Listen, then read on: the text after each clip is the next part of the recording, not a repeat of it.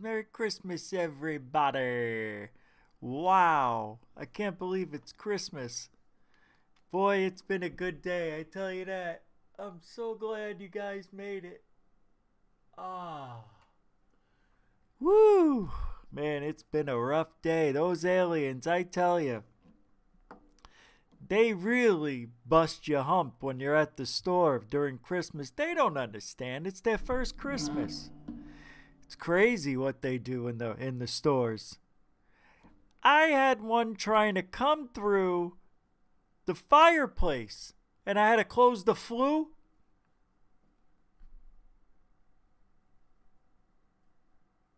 Welcome, everybody, and a Merry Christmas to you on this Christmas Eve special presentation of Goof On. It is a Goof On Christmas, and all through the night, not an alien was stirring, but we did see a light. Oh, Donner. Oh, Michael. Oh, Coral. It's me. I wonder if we'll see happily. We go through the night. He looks for the beast. He sees the furry animal without any feet. He notices he's stuck inside the snow that's 3 foot tall, that's covering his toe. Alien could not see where to land to help this poor furry man, but he did use his beam of light and took him right out of that fright. An icy toe was now very warm. Inside the UFO, they swarm. When all the king's horses and all the king's men tried to put Humpty back together again, the UFO, with full of aliens and now Bigfoot, grabbed the Eggman. They named him Humpty Dumpty and took him around. They even gave him a a nice breakfast that's no yolk. So when you think of the aliens and Santa Claus tonight, remember this. There is no fright. It's just old Saint Nick with his friend E.T. trying to deliver presents to you and me. What would Christmas be like without the aliens, you ask?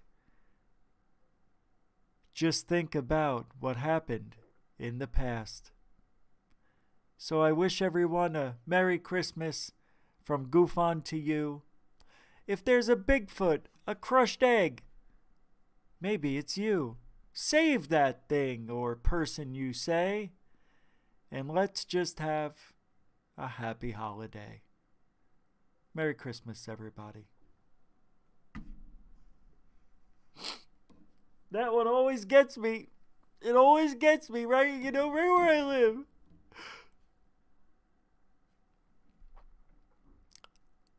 I digest. Christmas is a beautiful thing. You know, some of you have holidays like, what do they call it? Chanukah? Hanukkah? Beautiful holiday.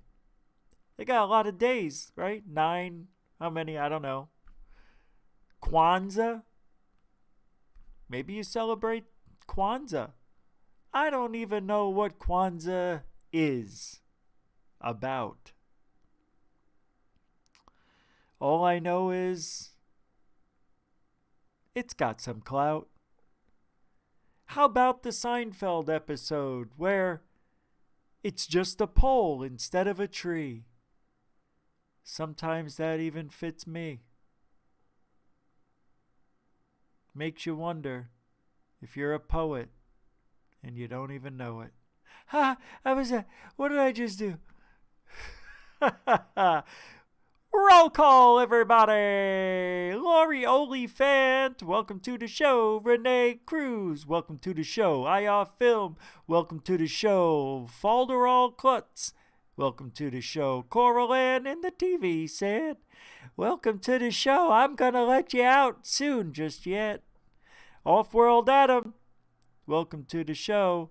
Wreaking Havoc 215, may an orb say hello.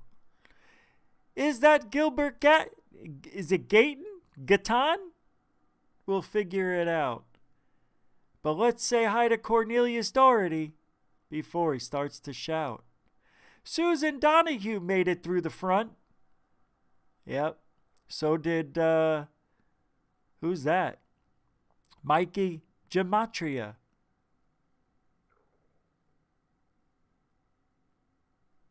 Did I get that right? I was trying to do the poem thing on. Red Panda's here, made a nice appearance. What is this? Susan Donahue. Wow, with the $19.99, $20 super chat. Oh my gosh. Merry Christmas, my brother. At Team Humanity says, F the aliens. What say ye? Happy Wookiee life. Day. Christmas tree Nick. Wait, what did I just read? Hold on. I got that wrong. For $19.99, I better get it right. And thank you, by the way. I mean, super generoso. That is just a beautiful super chat. Let me read that one more time. I need a zinc.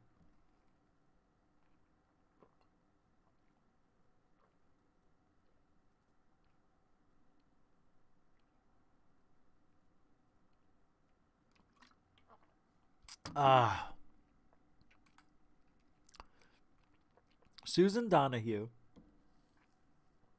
the $20 super chat, says, Merry Christmas, my brother. I don't understand how that works. What is that, a pound sign? Anyway, it's Team Humanity says, F the aliens. What say ye? Happy Wookiee Life Day. Christmas tree for thee, and a present from St. Nick. Well, thank you very much, Susan Donahue. We spend a little extra time on something's wrong with my chat room. No. Yes. Thank you very much. And a Merry Christmas to you. And welcome to the show. Excellent. Excelente. All right, where was I on that? I mean, a nice Christmas gift right there. Did I forget everybody else? Are we still doing this? Oh, yeah, we started late. Electro Alien. How do you say hello? Hey, Nicole Sakic. Welcome and Merry Christmas. I'm not doing that tonight. Well, I could, but it would ruin my video I'm making. See, I'm making a video, and I didn't have a lot of time today to make it. Actually, I've had no time to make it. I've got 2-3 projects on the table. I got to get one done for sure in the next day or two. But Nicole and Grant Cameron had a show last night, which I was on, but only for a few minutes. I mean, we could say it was a half hour, but I was on there for a few minutes with Grant Cameron, Danny Silva, Joe Merja. It was me and Dave Scott, Melinda Leslie, some guy named Who Gives a Shit, you know. It was like the Twitter UFO group, and me, and Grant, and Nicole, and then everybody else. See, Dave had the roll call. That's it. B. Baker. All right, I'll get to it. B. Baker in the house. Welcome, welcome. Yes, that was a great show, by the way. Now that I've rewatched it, God, that was good. I just love surprises. And these guys, as Stanton Friedman would say, these guys. Poor Dave, and Dave's gonna hate that I say that. Poor Dave, because it really wasn't poor Dave. Dave made a comment. Yeah, I'll get back to it. They teamed up on my Dave. Don't do that to Dave. They knew it. They knew because I left, right? I had to do my show, and they knew it. And they knew they wouldn't be able to. They knew they wouldn't be able to rebut anything if I was there. So they waited for me to leave, right? They see I was gone. Dave said something. Joe Merja had the look in his eyes, salivating. Oh, Rich is gone. Oh, this could be the time. And you see him typing. And I know, I could see how people type who they're typing to. He was typing to Danny. Oh, Danny, Rich is gone. Oh, let's go after Dave, shall we? And then you see Danny Silva. Why? What is this message? Oh, you see him get his eyes go. Oh, you never see Danny Silva. The guy is emotionless. He's actually a cyborg, a little one. No, he's a big guy. In the early days before they had the Terminator all muscly. They had him doughy, like he was a doughy. You know what I mean? Like the Michelin Doughboy. You know that guy? That's Danny Silva. Danny's doughy. Doughy Danny. It's doughy Danny Silva against Joe Splurja. Joe Merja has done nothing, in my opinion, for ufology. And this guy, from what I've heard, puts out an article every 5 months. And he thinks he's on top of the world. Ufology. Here I am, ufology. Who is this guy? What'd he do? 5 months ago, he wrote an article. I don't know. It was on Tim McShillin's show or something. Oh, one of the McShillin boys. Yeah, it's one of the McShillin boys. Doughboy Danny still there? You know Doughy Danny? So you get a little dough with Danny, and you get a little, Joe Mercer reminds me of the little midget that's behind the big bully. And the big bullies goes, "Don't you ever come around here again." And Joe Mercer pops out, "Yeah, don't ever come around here again. Yeah, that's it." That's Joe Mercer. He's always just, "Yeah, yeah, you better not, see, because he'll beat you up." It's Danny, Doughy Danny, the big doughy cyborg, and little Joey Splurgia. I forget what I called her. She just pops out between his legs. "Yeah, you see?" It was a riot. So I'm making a video about it, but I guess I could show a clip or two.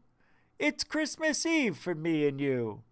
So let's not waste any more time with roll call, although I see some people I should say hello, and let's get down to business and bust some ass, because I don't really appreciate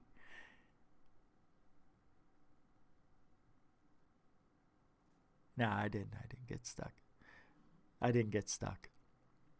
It just makes me angry that, yeah, it's Christmas Eve. Donna Cinnamon and Moriana Santa Regio, Saint Nick. I'm stuck on the stat screen. Let me get off the stat screen.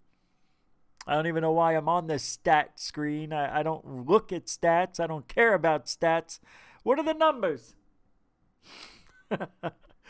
Who? What the hell is this? Hold on a second.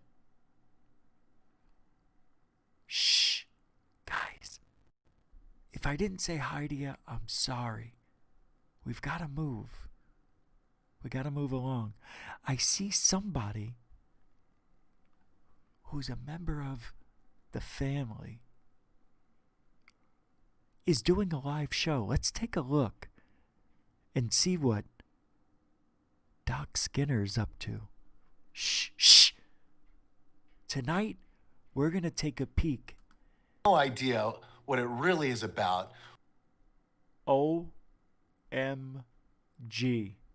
You guys take a look at this, and I'll be right back because I forgot. I forgot the wardrobe.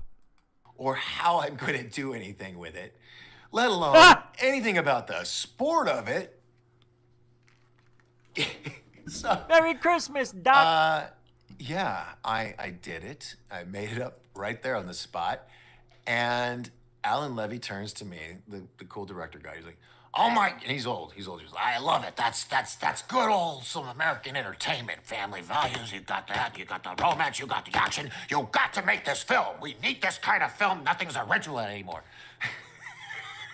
And I'm like, shit. What have I done? Then. Oh, I could, no, I can't because I'm using the phone to, well, not that I would actually show it to you, but Nia Peebles is like all into it. She leans in, she goes, "Can I give you my number? I want to be a part of this." And I'm like, I knew there was no way I could function with my fingers, let alone remember what my password. You know, if the phone had locked up, I just knew. So I just said, Hold on. "Here's my phone. You can just put it in there." So I have Nia People's phone number, but I haven't called it. I'm kind of scared too, you know. I wanted to make sure I knew what I was doing. So I came home, and I didn't write the script for actually sit down and write it for 9 months. When did I finish it? It was sometime last year. But anyway, I had to learn. I had to learn everything about the sport. I had to learn the players, the competitors, which are from all over the world. Okay, it's just not a United States thing. This is like all over the world. And so I wrote the script with this storyline, right?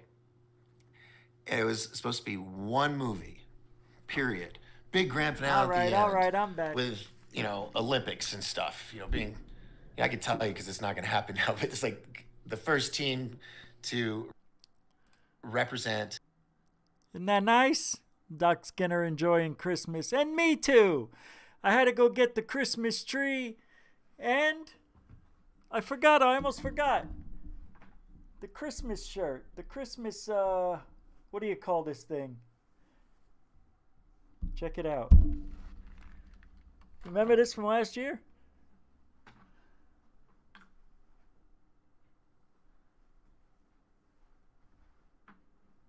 You know? I'm a little more svelte than I was last year. This thing fits easily now. I'm a little svelte. We got all sorts of hats for all kinds of occasions. I almost said it doesn't matter. E-I-E-I-O. Hey, Doc is great, huh? He's beautiful.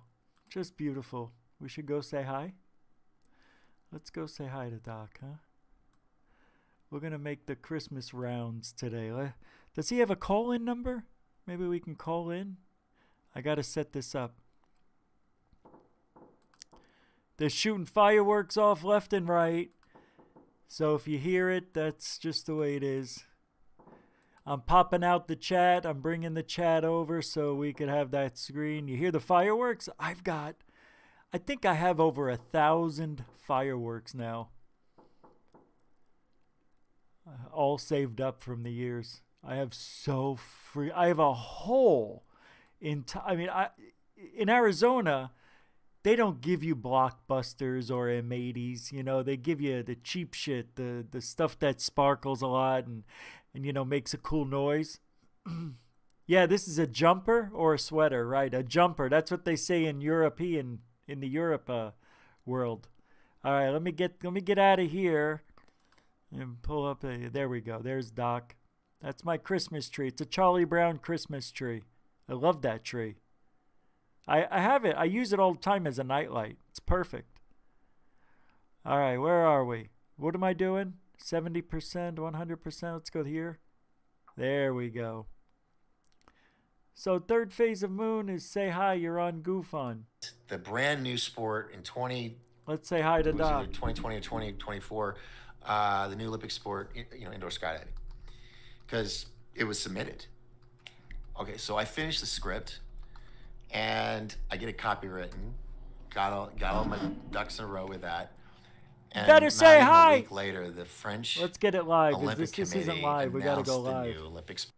Welcome to the Lonely Sap Doc, or Doc Skinner's Lonely Sap Easter Eve, Christmas Eve. It's 'cause I'm funny here. Christmas Eve pajama jamma extravaganza, and with all of my Dr. Seuss rhymes throughout the night. You missed me. I read the Christmas night before Christmas. I really want to eat this.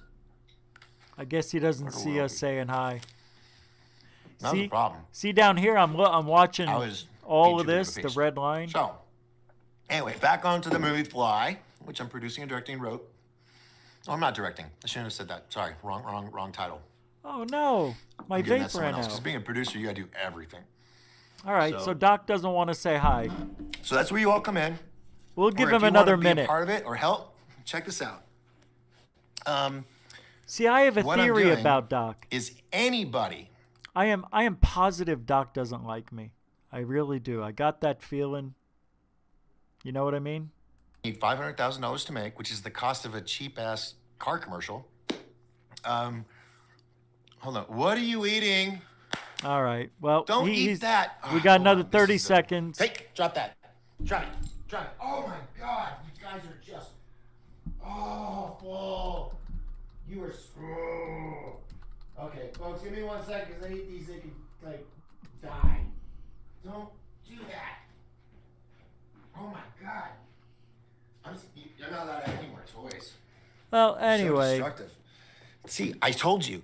They're just cute and cuddly, aren't they? But you turn your back, oh my God, it's like the Tasmanian devils ×3. Okay, so check this out. if you help, and I'm not one that likes to ask for money. Third phase of Moon is here. Fantastic. Welcome, guys. Merry Christmas. So I guess we're not here. I'm gonna hit the ground running in January. Of course, I got my projects with Third Phase of Moon and Third Phase, as well as UFO Report on Amazon, because they're just everywhere. And they let me come along. He's not that much on a delay. He can't say hello. That's bad, dude. He's not this far in a delay. Brought this stuff back, and I'm panting. Pathetic. All right. So anybody that donates at least, it's $10. $10 or more, because that's the first tier. $10 or more, up to 20,000 or 25,000, and there's only like either 2 or 4 of those that were available for those tiers, because those people, they get a whole bunch of cool stuff. So if you want to be one of the 4 cool people, what's up, guys? Hey, Troy. Hey, Eric. Oh man, thank you very much. I appreciate that. Thank you. I love you guys. I really do. I don't say that. For the 2022 Win Games. Let's see. He's looking at it. He sees. Guest of some of the cast members, as well as all of these amazing flyers from around the world. So, and you get to go to the VIP awards ceremony party, and the ceremony and the party. I said, what the F? Can't say hi? Get that tier. Like I said, there's only, I think, 4 of those. And then it goes down a couple $100 or $1,000, then a couple $100. And this is because it's a movie, and this isn't to, every single dollar. I'm donating all my money to this. I have been. And Jessica Stevens from GSD Studio has helped. She's an executive producer as well, or associate producer. No, she's an executive producer. I think that there's just so many different producer titles. I said, don't worry, got a show to run now. I knew he didn't like me anyway. I'm waiting to hear back from another couple that have a production company to see if they would like to be on. So be it. That is the last time I try to reach out to Doc Skinner. That's the last time I try. I can only be a nice guy for so long. How many times we go on this guy's show, he never says hi. Says hi to everybody else in succession, skips right over Goofon. Every time. I'm a little pissed.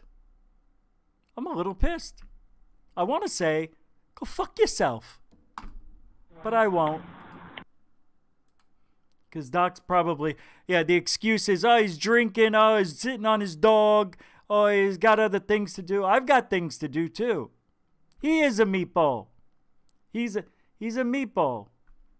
He can't see the texts? Huh? How's that?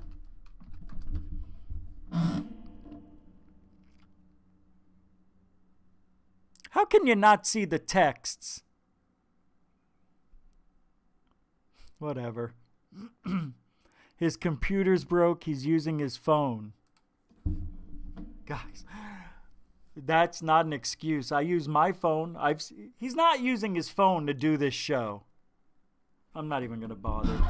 Yeah, I know. I get the hint. I get the hint. That's all I need to say. It's not the first time. He may have said hello once in the past. I don't know. Maybe because Third Phase told him to. How do you not see your chat? I use my phone. You can see the chat room when they pop up if he's using his phone. Bad excuse. Whatever. No skin off my back. All right. Let's get on. Let's listen. Let's enjoy ourselves. Doc's a nice guy. Nice guy. Great guy. Can't see the screen. Yeah. I know what I feel when I'm around people. All right? Enough of this. Yes, I can see your texts, Pom Mom. I see everybody. Everybody, welcome to the Christmas show. Doc always has good things to say about you, Rich. He didn't respond to my text too, Third Phase of Moon says.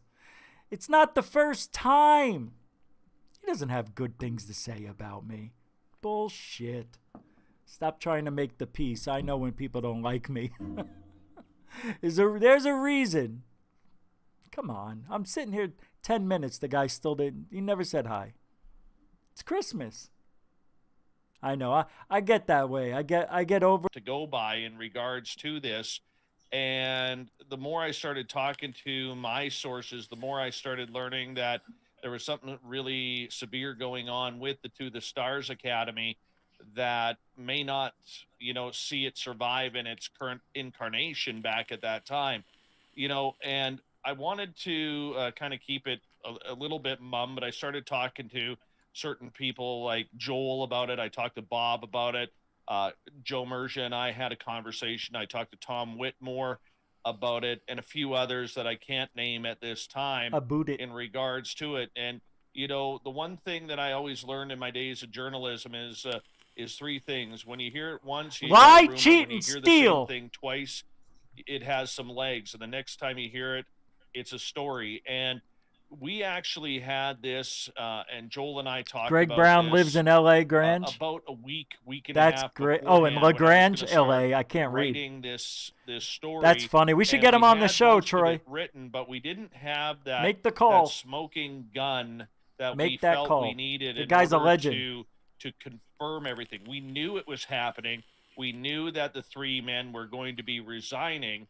Actually, I'm gonna. Pardon me, let me correct myself on there. I knew two of the men were going to be resigning. I did not know that Steve Justice would be resigning. And we just didn't have that one piece of information that we needed until George Knapp on Coast to Coast AM this past Sunday had Luis Elizondo on the air. And Luis all but confirmed everything. And Joel and I talked, and I said to Joel, I said, I'm running with it, whether you want to put it on UAP research or not. But that's kind of the smoking gun we had. And he's like, I agree with you. Let's run with it. And that's exactly what we did. And it all came together. And it kind of got set up for this entire interview a couple weeks ago when Bob McGuire is on Spaced Out Radio, where we do a segment once a month called Science Bob and Friends. And we had Richard Dolan on. And thankfully, Bob kept quiet just long enough, giving me the last 5 minutes to ask Richard Dolan about it, because I knew I was going to be writing this story and I wanted Richard Dolan's account of it all on record. And that's when I kind of hit him up with the question that I did. So realistically, we did not break the story. That goes to George Knapp. Danny did some great work on it as well. And, we're just happy to be. So here, Dave is very nice. Says, I talked to Joe Mergia. Dave did a great job. No nefariousness in Dave. There really isn't ever with Dave. Dave is a sweetheart. He really doesn't want to ruffle anybody's feathers. He'd rather have me do it instead. A part of the game. And I will, brother. Let me tell you something, brother. Dave Scott's a real genuine guy, a real man, a real Bigfoot. What? He isn't Bigfoot. He looks like Bigfoot. Who cares? I made fun of his shirt before the show started. I wish I didn't now. Both Spaced Out Radio at UAP Research. Nobody laughed. In order to, kind of show that we're pretty serious about wanting to cover this on a real journalism level. And I think we were able to accomplish that.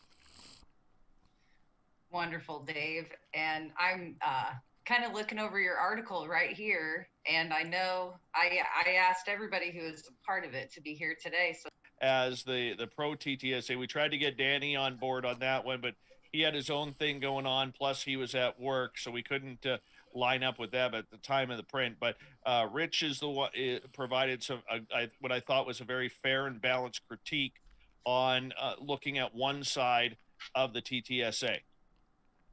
Which is true. Which is true. You don't want to hear what I said. All I did was bring up the airplane. I wrote a bunch of stuff to Dave. It was a lot. And I said, just choose whatever you need, because I knew these other people were going to be saying similar things. So I gave him everything I knew. And one of the things that he chose was, why didn't I trust TTSA? So I was like, on that side. As a matter of fact, I think I was the only one probably who had any negative things in my mind. Everybody else was a supporter, I'm pretty sure, of TTSA, like donating money, thousands of dollars. I'm sure these guys, gave a lot of money to TTSA. I'm sure of it.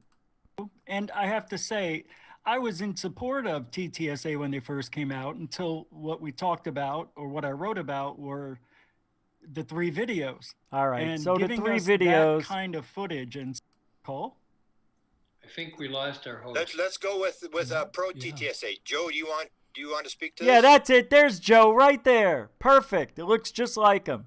I wish Joe looked like that. I mean, I'm pro whoever is going to get us information, put out videos. It's the only videos we've had that have now been, confirmed that they're UAP. As far as it being a commercial airliner, I think that's a joke. I mean, I don't think an F-18 pilot is getting fooled by a commercial airliner. That's not what I said. I said it could be. Already the Democrats already switching the narrative to fit their lovely support of TTSA. All I did was say, well, I fast forwarded it, but you don't want to hear me. That's just ridiculous. Whether or not it's alien, I have no idea. Unless we're lied to. It would have to be. I don't think Luis Elizondo is lying to us. I just don't. There's no evidence he's. So now the government officials don't lie? You want to think he's lying? That's fine. There's zero evidence of that. Actually, there's zero evidence. He's telling the truth, you Nimrod. Both ways. Best thing is ufology in a long time. Chris Mellon too. I think they don't know what it is. There are people out there. So if nobody knows what it is, how can you be so sure it's a UFO, you freaking idiot? Here's a guy who's been in ufology less than a minute, and already he knows everything. He knows everything. I didn't see this guy put a video up, do any comparisons with drones, talk about the Iraqis, that the article I found talking about how the Iraqis saw the drones doing things that drones shouldn't do 27 effing years ago, guys. Don't you think we've come a long way from 1993 to 2004 when they saw these things on the Nimitz? Yes, I believe they saw what they saw. I don't think Fravor lied about seeing what he saw. I'm just saying, I think it's drone technology. No, where's the evidence? We don't have any. There's supposed to be all this clear video, about 7 minutes worth, other than the infrared or the FLIR video, right? There's supposed to be about 7 minutes. There's 7 minutes of clear video, but we never saw it. Matter of fact, remember the story that we were told? How these guys landed off the helicopter. They came onto the Nimitz, or maybe it was the Eisenhower in 2015. I'm not sure. But either way, guys on a helicopter never got off a helicopter on the ship. That never happened. That was just bullshit. Never happened. Guys that came, took the tapes. Remember they said, no. Fravor said, we even played it. We played Fravor saying that there were no men in helicopters getting off the helicopter and demanding the video footage. That never happened. So there's a bunch of lies.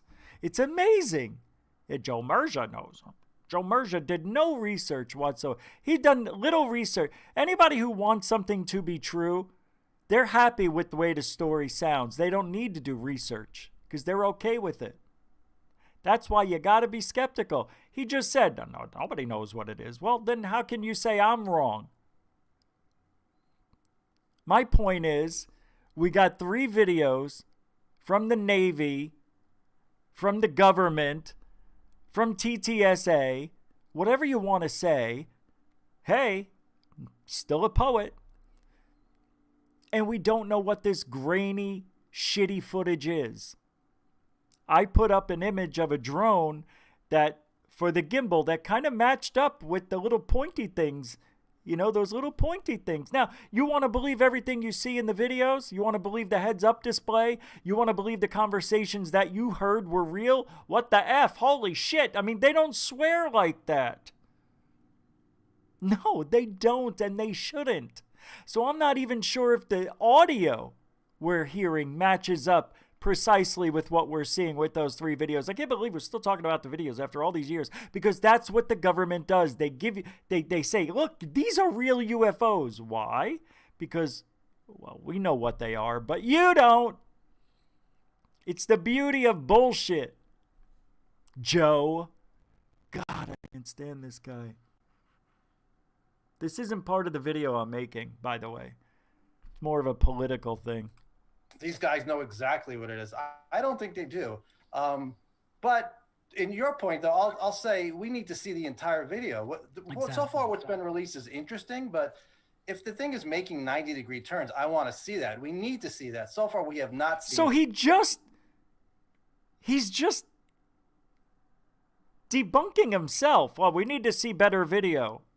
So what I'm saying, I said, hey, I tried to do this, and I synced it up with an article that was from 27 years ago about the Iraqi soldiers in Afghanistan seeing our drones doing things that are undrone-like. These guys really don't like me. They really don't like me. Because they're giving their money and their soul and their lives to TTSA, and the band broke up. That was like when Van Halen broke up. I mean, it didn't break my heart, but it was never the same. I think we're going to have the same shit from TTSA. It's never going to change. If I was TTSA, just take your losses and go. You are useless to ufology. You have done nothing since getting us the media play. That's all they've done. Unbelievable. You know, Mellon and Elizondo, in Dave's article, another article he wrote, they took a risk in putting that video out. So we have the video. We have no other videos to go by for now. But for now, that's... Wow, TTSA did so much. We have the videos, but nothing since. 3 years! That's what we have. Not only that, but something obviously is happening out by Catalina. This guy's a fucking tool. This guy's friends with Tom DeLonge for 20 years, I think he says. And what kind of asshole lays down vaping and then has his pussy walking around, you know, with kitty litter shit all over its paws, walking around kind of like Kenneth Passhole. Because this guy's a douche. The fact that it was in that area just makes it more credible. I'm not saying it's an alien or extra dimensional or whatever. But this poor guy never, I think he said 3 words. Exactly. Oh, I'm sorry. I didn't mean to get big head Mellon and back Elizondo, in Dave's article, another... Shut up. To me, the fact that it was in that area just makes it more credible. I'm not saying it's an alien or... This guy with the best lighting, the best setup, microphones high. You got the Mandalorian. By the way, if somebody can please get me this for Christmas, if I would have known this thing existed. Or extra dimensional. I like this guy. He's from UAP Research. Or whatever, but that just is just one more thing, one more plus. Let's go to the leaving though. I mean, we've gone around in circles on this video thing for a couple of years and we haven't resolved anything. What about... Yeah, so let's not talk about it. Let's not ever talk about the videos again because they're useless. People are forgetting the reason I brought up the videos is because that's what I talked about in the article. And they're trying to rip me out. Let's not talk about Grant's like, I don't need to talk about no video. We don't need no stinking video. Huh? We don't need no stinking video. Hey, look at me. Huh? Oh, you can't see me. Fuck it. The fact that these what do you mean? guys have left. I thought that, what's his name, debunked it already.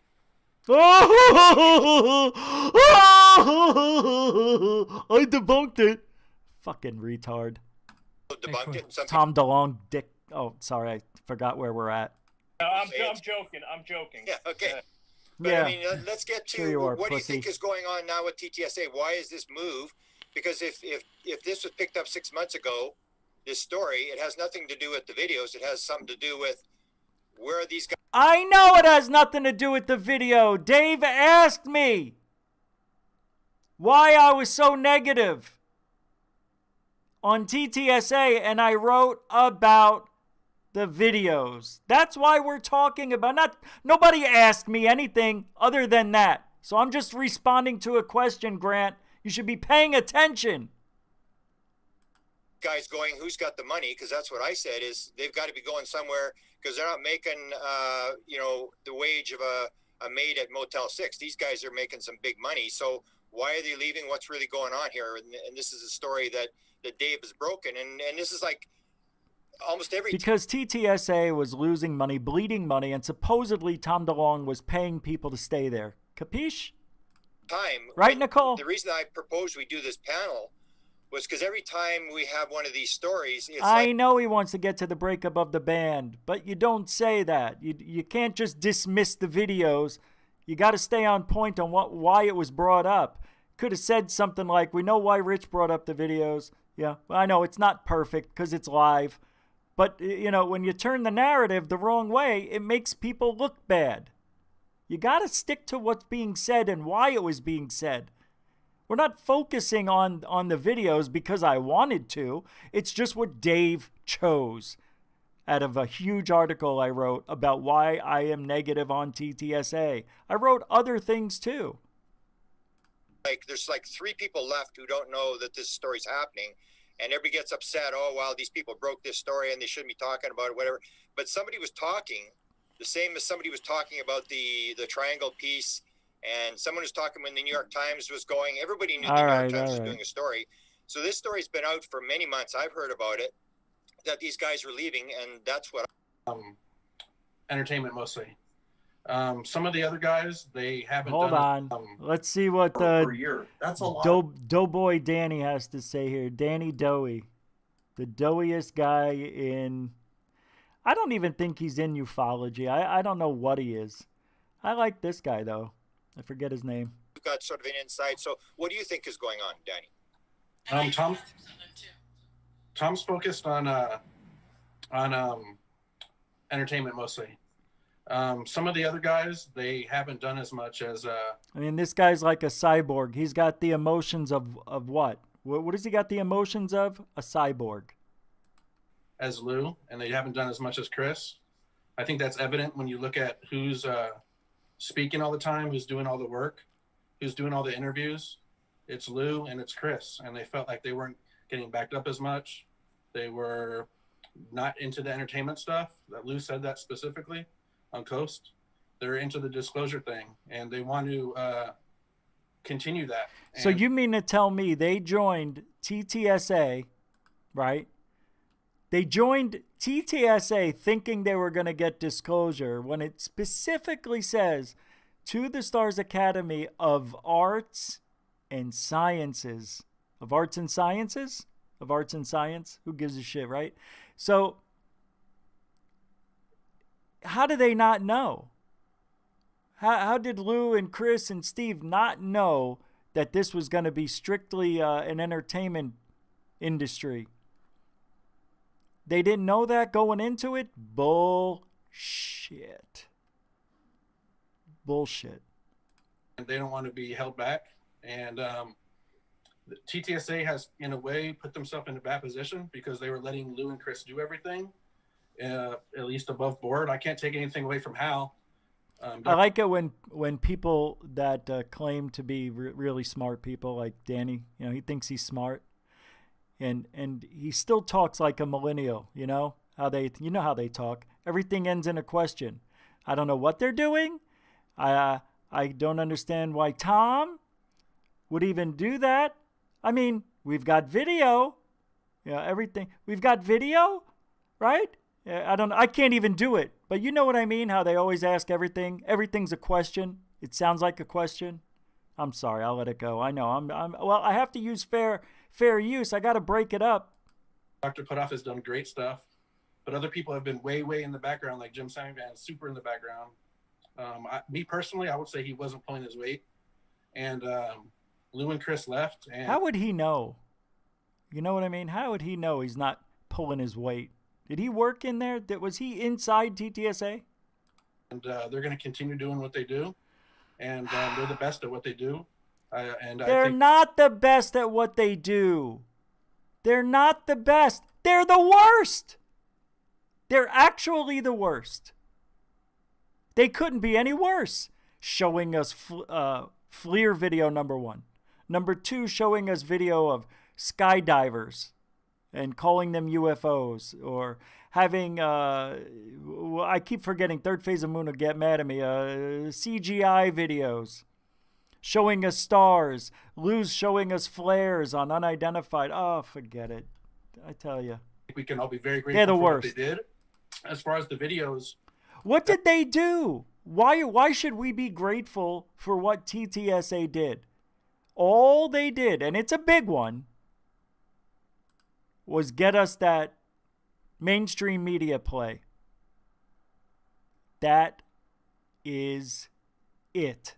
They've done nothing. Tell me what they've done. What have they done? What groundbreaking evidence have they brought forward? I'll wait. I'll wait. Go ahead. Somebody tell me. What'd they do?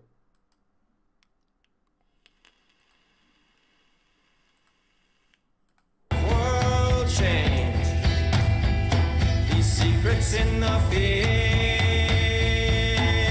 are they harbingers of world change? These secrets in the fields, are they harbingers of world change? These secrets in the fields, these secrets in the basically, they don't want to be associated with it as much, and they don't want to have to be held back. Exactly. Exactly. I'm sorry. Back as much, and they just want to do their thing. And I think deeper in the background, me personally, I would say he wasn't pulling his weight. And Talk about pulling his weight. Dun-dun-dun-ch. Lou and Chris left, and they're going to continue doing what they do, and they're the best at what they do. And I think we can. Yeah, they're the best at what they do. That's true. I apologize. You know what? They are the best at doing nothing. They've done the best at absolutely doing nothing at all. They've done nothing. Take away mainstream media, what did they do? Whatever happened to the medals that they bought for $35,000 off Linda Moulton Howe, arts parts? Where are those? Oh, I thought they were going to make a documentary on it, or I thought they were going to do something on Unidentified about it, but no. They found out that those medals were zero, zip, zilch, nada, nothing. Change. very grateful for what they did. As far as the videos, Of course Danny would be grateful for what they did. He's used to nothing. He's used to it. He's grateful that they gave us nothing. Now he's talking about the videos, and he's going to make a slight dig at what I think this is where he gives me a dig without saying it's me. that doesn't have anything to do with what happened recently. Right. I mean, it doesn't discredit the videos. Right. We don't need to be talking about that, like you said, Grant. Yes, we do.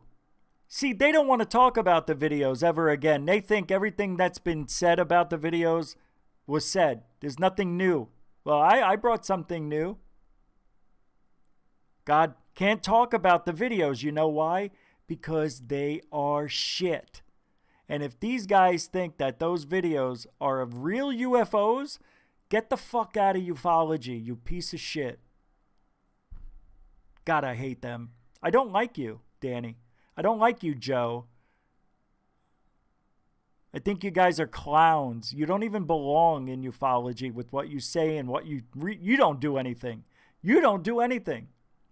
Silva Records. Oh, come on. Silva Records. Yeah. Stupid. I know my name of the show is Goof On. I know it sucks. But I did it for you. See? It's not always about me. Basically it. I mean, I'm sure there's other things going on in the background too, but basically they don't want to be associated with it as much, and they don't want to have to be held back as much, and they just want to do their thing. And I think we're going to see things pretty quickly in the next year. We're going to see things pretty quickly in the next year. Yeah. All right. Well, let's get to where I mean, I can't even tell you. Dave's here. This is good. Now they team up on Dave. Poor Dave. I shouldn't say poor Dave. He can hold his own.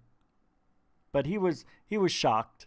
A former member of the TTSA today for about 20-25 minutes who told me and confirmed that many of the problems within that group revolve around Tom DeLonge himself, and how the uncontrollable rock star seems to come out every now and again. Now, I don't know whether that's true or not. He told me I've that never wasn't spoken true. to the man, but do But they he's- have a plan on trying to kind of harness in Tom? He told me that wasn't true. I asked him about that. I'm just, now you guys, I'm not saying whether it's true or not. What do I know? All I'm saying is what Jim told me. And I know he's close to Tom.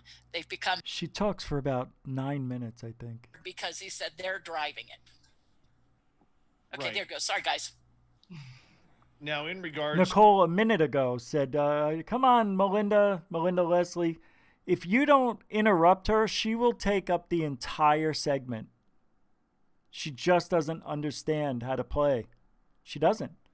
Nice lady. You know, she gets her hands dirty. She's out there doing some real work. I think so. But she can talk a mile for a. It's not that it's boring. She's not boring at all. She's a very good person, but she just talks way too much. And it's all good, but, come on. You got other people here. 9 other people waiting to talk. to the article that I wrote as a Here we go. follow-up to the piece on UAPresearch.com and spacedoutradio.com, I really wanted to do a couple of things. Number one, I didn't want to seem like I was kicking Tom DeLonge or the TTSA while they were down, and I realize some people will take it that way. But literally since the inception of the group, it was just key observations that I have made over the years in regards to trying to formulate kind of some red flag areas that I saw, not only for the UFO public, but for journalism as well. And, one of the things that really kind of stood out to me regarding these pieces was the UFO community, the experiential community that is out there. And I disagree with, I shouldn't say I disagree. I understand what Melinda just said about Jim Semivan regarding the government wanting to get a little nervous when people are talking about this. But imagine how much more success this group could have had if they would have taken the time to accept and almost find a place for the UFO community. Look, we're not all wingnuts. We're not all tinfoil conspiracy theorists. Sure, we may have a lot of information that is a little mixed up and confused and convoluted, but in the same breath, I look at the panel right in front of me here. There's a lot of brain power right here that could be beneficial to getting a message like the TTSA out, except they've gone out of their way to go the opposite direction regarding the UFO community. Yes, we already know. Yes, we're already believers. Yes, we are people who don't need conviction that this is going on, but they could have used the support. It wouldn't have been unanimous, but it would have been a lot better than the tactics that they did use in regards to trying to formulate a plan to get the mainstream on board. We're connected to the mainstream. We may be alternative people, but we're connected to the mainstream because we're still.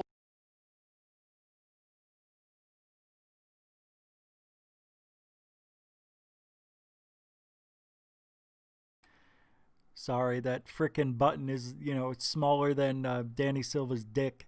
I would do that. If you could set that up, Nicole, I would go wherever Melinda, what's her name? Melinda Leslie? I got that right? I would go on one of those sky watches. Believe me, they would not see UFOs that night.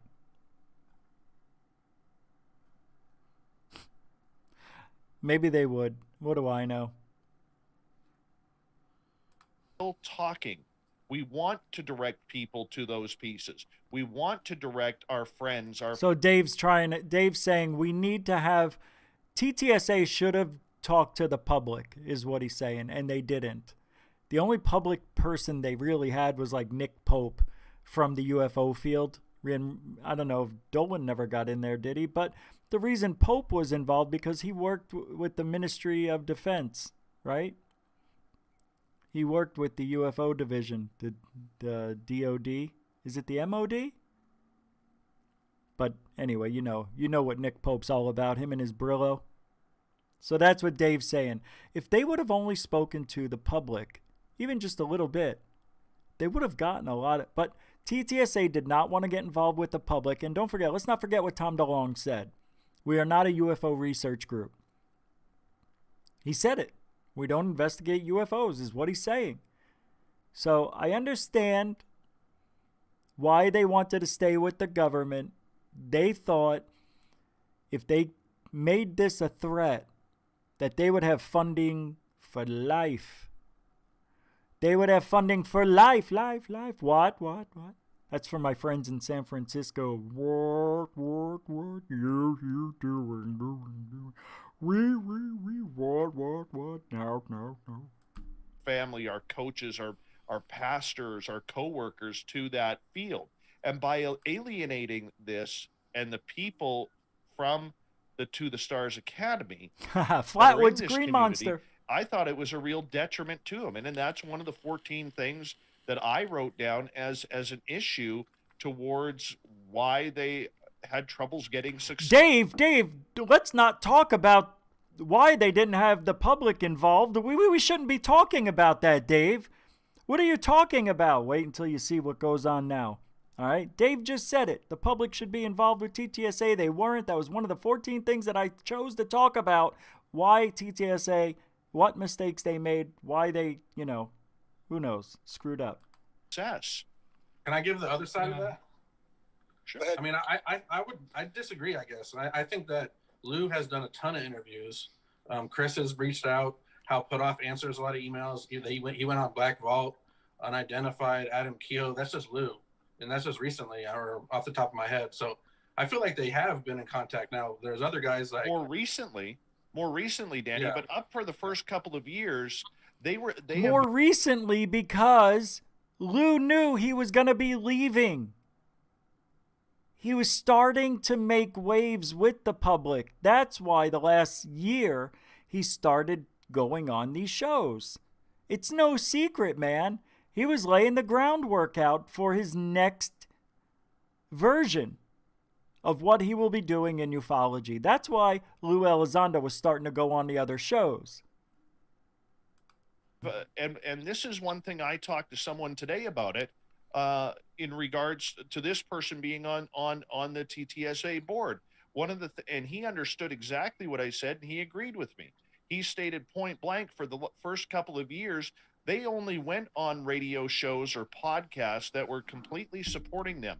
They did not go on any type of show or podcast that was not in the TTSA vault. Okay, I have 15 media requests personally for Spaced Out Radio that have been declined. The only one that I have gotten close to, which you know about, was the one where I was asked to prepare questions and present them to them before they would agree to do the interview. As a journalist, I would never do that. I've interviewed more people over my time as a journalist that are way more famous than this group, and I've never provided questions, nor should a journalist ever. So the fact that they haven't fulfilled their duties on a media front, which would have been better off for them, it's baffling. It's absolutely baffling. Lou did They go would on only Black go to Vault shows and Adam or Keogh. talk to people like Danny, who are absolute 100% in their breadbasket. But the problem is, Dave, if I worked for TTSA and I saw the people that were on your show, like Chris Zuger, I would not go on your show. But that's irrelevant. Joe, that is so irrelevant. But there are other that's people. irrelevant. It's not My irrelevant. show You is had about entertainment, continuously where I'm going to bring Zuger, on everybody. you had Cogswell. You had Okay, Rich I bring on people who don't agree with Bob. totally You don't see negative Bob TTSA. crap. Come Not on, Joe, Dad, wake up. please don't I fight. would not go Wake on up. the show if I was TTSA. Absolutely wake up, Joe. Hang on, guys, That's hang not on. how Stop, the stop, media works, and you know That's that. not media. You're That's part of it, total Joe. bias. Okay, hang Shame on. on No, you you for guys, even hang talking on, that Joe, Total stop. bias. Both you guys. talking That that should have way, never Joe. been allowed on. Joe is wrong. Joe is trying to say that Dave was bringing on the negative people. That is so biased, Joe is saying. Well, guess what? He tried to get TTSA people on the show. They didn't want to come on. Not a lot of people like TTSA, Joe. I don't know if Joe was on Dave's show. I don't know. Was he? I would have had him on if I was Dave. Have a I know Davis had TTSA supporters on there. And by the way, Joe goes, why would they go on your show, Dave? Look at the people you had on. Chris George Zuger. Hey, as much as I don't care for the guy knows some things. You know, he's not stupid. All right, I take that back. He's not stupid when it comes to TTSA. And then he says Cogswell. Cogswell? Cogswell was going to be touted as the next you-know-who, Stanton Friedman. And then he said my name, but it got muffled right after that. And he says they're all TTSA haters, basically is what Joe's saying. See, Joe's watching because he's hoping somebody will mention something about him. Watch. On the air. Absolutely. Shame on you for talking that way, Joe. You know it's about entertainment with what I do. I'm on 5 days. This is not entertainment for me. This is not entertainment for most of us. I'm sorry. My show is an Oh, what a dick. I just want to reach through this screen and just bash his head in through the wall. Seriously. Like, wake up, dude. Wake up. What are you talking about? Entertainment that show. That guy was not entertaining, entertaining, Dave. Entertainment show, Joe. That's why it's not a stop. You guys, this is not podcast. Shut up, Melinda. This isn't a good use of our time. We're not here to shut attack up. anybody personally. We're here to discuss Jim said the public figures in this, Jim not said- anybody else and how they do their work. Jim said I'd it like is to say about. something. Okay, go ahead, sorry. Let's let Tom. Yeah, go ahead.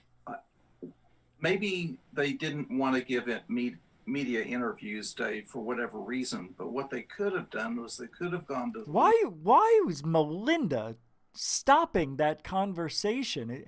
Who is she? Shut off. You don't run the show. I think I heard Nicole trying to chime in. You guys got to let them hash that shit out. That's good radio. That's what people want to see. That's what I want to see. I want to see that.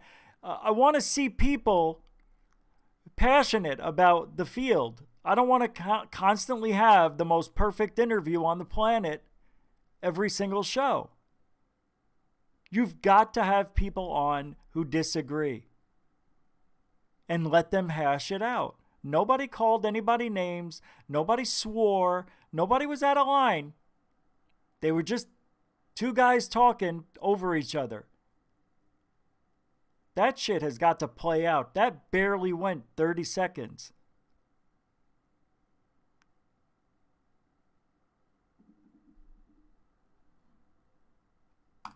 Leaders in the UFO community, and we all know who they are, and ask for their support, ask for their cooperation, and maybe explain their whole approach. Journalist ever. So the fact that they haven't fulfilled their duties on a media front, which would have been better off for them, it's baffling. It's absolutely baffling. Lou did They go would on only Black go to Ball shows and Adam or talk to people like Danny, who are absolute 100% in their breadbasket. But the problem is, Dave, if I worked for TTSA and I saw the people that were on your show, like Chris Zuger, I would not go on your show. That's irrelevant. Joe, that is so irrelevant. But there are other that's people. irrelevant. My You show had is entertainment where I'm going to bring on everybody. Cogswell. Okay, I bring on people who don't agree with Bob. You don't see Bob crap. Come on, Joe, wake up. I would not go Wake up. if I was TTSA. Absolutely wake up, Joe. Hang on, guys. That's not how the media works, and you know that. You're That's part of it, total Joe. bias. Okay, hang on. No, you guys. Oh, talk about total bias. That's not media?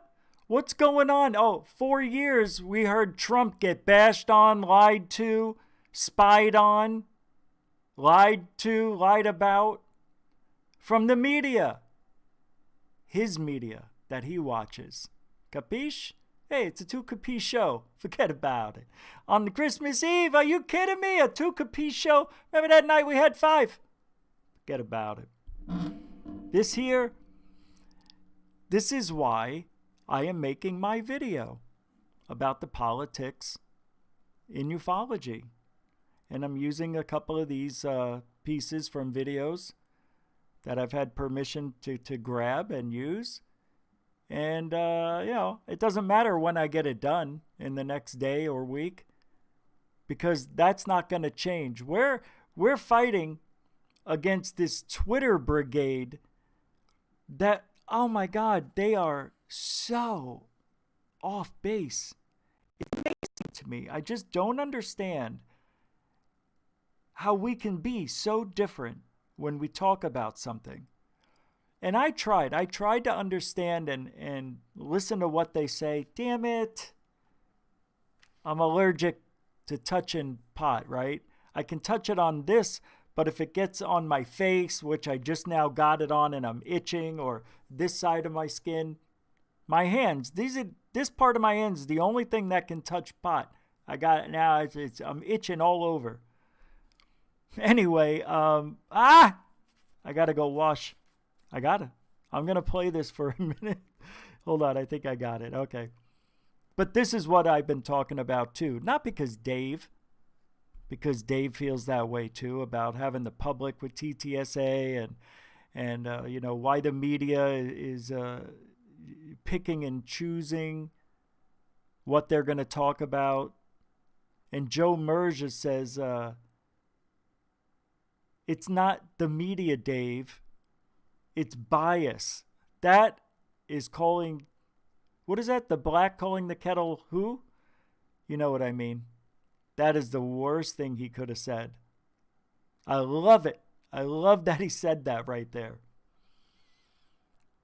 That's bias. Oh, yeah. CNN, MSNBC, ABC, CBS. I know I'm leaving out a ton. Talk about bias.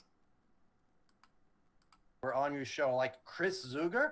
I would not. I'm after Cogswell. That's irrelevant, Joe. That is so irrelevant. But there are other people. That's irrelevant. My show is entertainment, where I'm going to bring on everybody. Not Cogswell. Okay, I bring on people who don't agree with Bob. You don't see Bob crap. Come on, Joe, wake up. I would not go. Absolutely wake up, Joe. Hang on, guys. That's not how the media works, and you know that. You're part of it, Joe. Okay, hang on. No, you guys. It's so funny. God, Melinda's voice is awful. It's just awful when she gets to another level of loud. That hurts.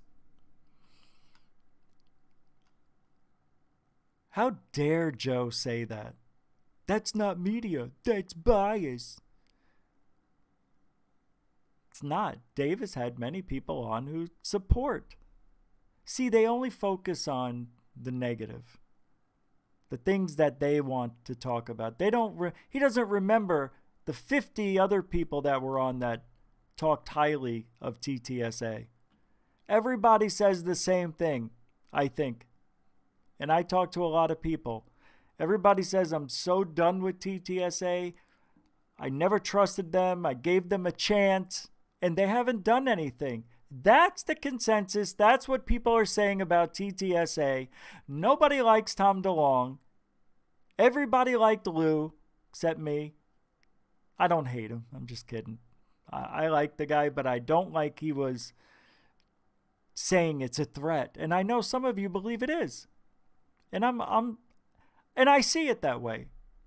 But I don't think they are a threat as people say they are. The aliens. No. Because they keep going back to when the UFOs hovered over the missile silos and started the launch countdown, and then they stopped it when it got to 2 seconds left. It's a miracle, Johnny. So they say there was a UFO that went over a few missile silos, messing with the launch, messing with the computers, and there's no proof of that. None. Just stories. And I told you about stories in this field. Can't trust them if you don't have the evidence. Can't trust them. Because guess what? What if a missile silo did start its countdown and there were no UFOs around? And somehow it stopped with 2 seconds left. What would you tell your superiors? What would you tell the media what happened if they found out? But in the reports, it says that UFOs were hovering over the facility, it was years ago, and started the launch of the missiles, the nukes. Maybe there were no UFOs. Or, maybe there were UFOs, and maybe these guys, down with the keys, decided they were going to end their lives because the UFOs were there. Maybe they saw the UFOs and freaked out and decided they wanted to end lives on Earth instead of giving them to the aliens. You don't know what these people are doing, working underground 10, 15 hours a day with only one meal and one bathroom break. They don't see the sun, the sky, the wind, the rain. They don't get to see people. They get to look at each other. That could drive a man crazy or a woman. And they turn the keys themselves. Maybe there was a big fight. UFO. And they look up, they see the UFOs on the monitors, and they decided to turn the keys. Maybe a UFO was there. But maybe the humans turned the keys, and they didn't want their superiors or anybody to know the truth. So they said the aliens did it. That's like saying my dog ate my homework. Where's that proof? It'll be out tomorrow morning. Man alive. We just can't go believing every single thing. But in a way, I want to believe that those UFOs that night, those nights, were over the missile silos. And they may have, and if they did, why would the aliens do that? We'll never know. We'll never know. To teach us a lesson that they control everything? Wouldn't you do that if you were an alien? Wouldn't you do that? Have you ever seen that Twilight Zone episode where they get on this planet and they look down, they see little tiny trucks, little buildings, and the next thing they know, people are looking up at them. They're giants on a planet of small people.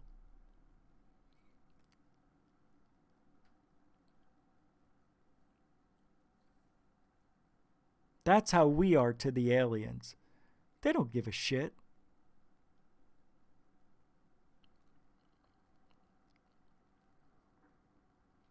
If the aliens came from a planet with this incredible atmosphere and a planet that was 100 times bigger than Earth, they could be 12 feet tall. They could be 50 feet tall. Maybe that's why those UFOs that people see up in space are huge, miles long, wide. And maybe they're just sending down little probes. Or the whole thing's made up. People went crazy down in the missile silos. They wanted to turn the keys and save the lives that they didn't know that was actually going to be happening. They had no idea what was happening. UFOs were there. But it was probably people who turned the keys. Richard, it's happened at a couple of places. Good point. So then you'll have to say, you know what it really is. It's UFOs over our missile silos and other countries that have them. And the people felt that they were going to launch these things or make them explode. They really felt that way. We're going to have to go with that, the story, the top secret story that got loose. Everybody's talking about it. This just in from Cairo. There's a couple of reports coming out that UFOs almost launched missile silos. We have Nakumichi Kochoma on site reporting. Hello. We have had very, very exquisite UFO in the sky. Well, that's great. That's great, Nakamoto Chodo.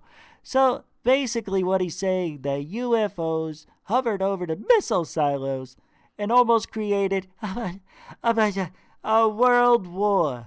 Can you imagine the story coming out of Cairo? Egypt, of all places, my God. Maybe the Egyptians are coming back and they're pissed off we dug up their dead. Have you ever thought of that about it? Huh? Zawi Hawass? This is Rich Giordano coming to you from Gulfon. We'll be back tomorrow when Danny Silva actually explodes because he was constipated. All right, we'll be back tomorrow. It's a threat. Because it was. And guess what happened? Guess what happened to these people? They lost their jobs, right? Family thought they were little cuckoo, right? They're working at a desk somewhere for AT&T. Huh? That's the guy you talk to, you don't understand. Making, I don't know, $8 an hour. Where are we living? And why is this happening on this planet? And the reason that Lou Elizondo and TTSA love this threat story from years ago of the because they got funding like you wouldn't believe. You mean to tell me UFOs flotilla, huh? They fly over the base and turn on the countdown. Is that what you're telling me? Yeah, that's what happened. Holy shit! I cannot have this happen. Mike, get on the phone to Lou. Tell Lou we need spotlights. Get a lot of spotlights, Lou. I'm on it, Captain. Jim Semivan, I need you to go outside and just look around. Like this? Just like that. Steve Justice, I need you to do this. What's that? This. This? This. I do that all the time and keep doing it. You guys have been great for TTSA. I picked a bad week to quit smoking. I meant to say sniffing glue, but we're on YouTube. Can't say that.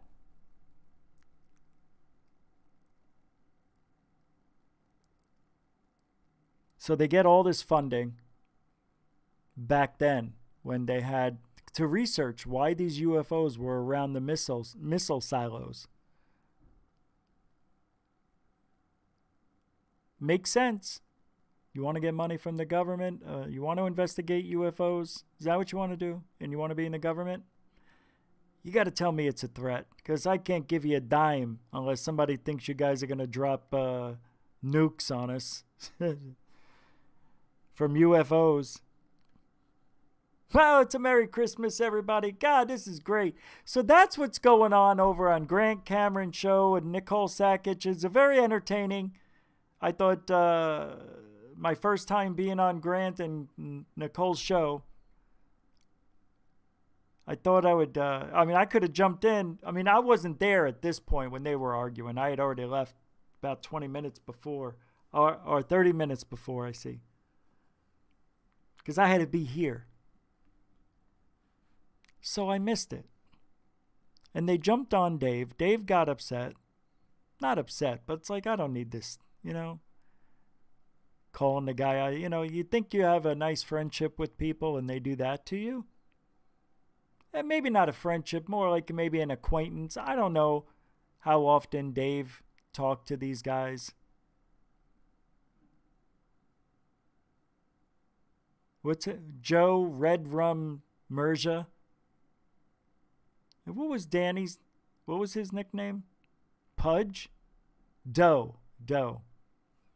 Maybe he should be Pudge. Every time I see the word Pudge, I think of Pug, the dog. Too cute, and he's not that. What do we got going back here? What kind of freaking wallpaper is this, Joe Merja? Where are you? Are you at the family restaurant? What is this? What's going on with all the starfish over here? What are those, flying turtles? They're balloons? You guys, hang on, Joe, stop. I always like to look at people's backgrounds. I mean, this kind of stuff. Look, this looks like the Paula Harris one. That's fake. What do we got? The Loch Ness Monster. We got some, I don't know, an owl with the orbs. We've got a bright light. Could mean anything. What is this? The Hawaiian Islands? Is she investigating the Cousins brothers? Yeah, I haven't had an update about the volcano. Who else's background? Dave's got the green screen. I would have used mine. I didn't know that I could have because it's Zoom. Let's see what Bob McGuire's got behind him. The same thing that's on his head. All right, here, this will be good. Grant. Oh, this is fun. Look at this, guys. Who is this guy? It's Grant Cameron, you say. Here we've got, now I don't know if he's gone down the old ayahuasca route. But this looks like he did. This is what they see. The woman. A lot of guys see this. You know, we always hear about guys taking or going through the ayahuasca high, but we never hear of what women see. I don't know and never heard of or have seen a woman do this ayahuasca thing.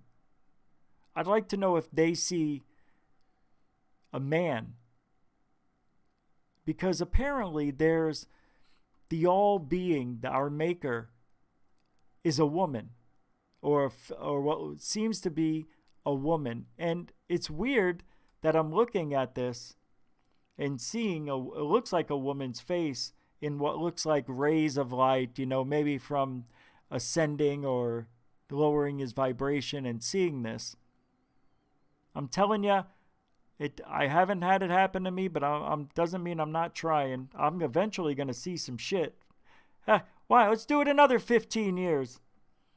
Then we got this here. So my point is, I don't know if Grant actually had a ayahuasca trip and saw the almighty God woman.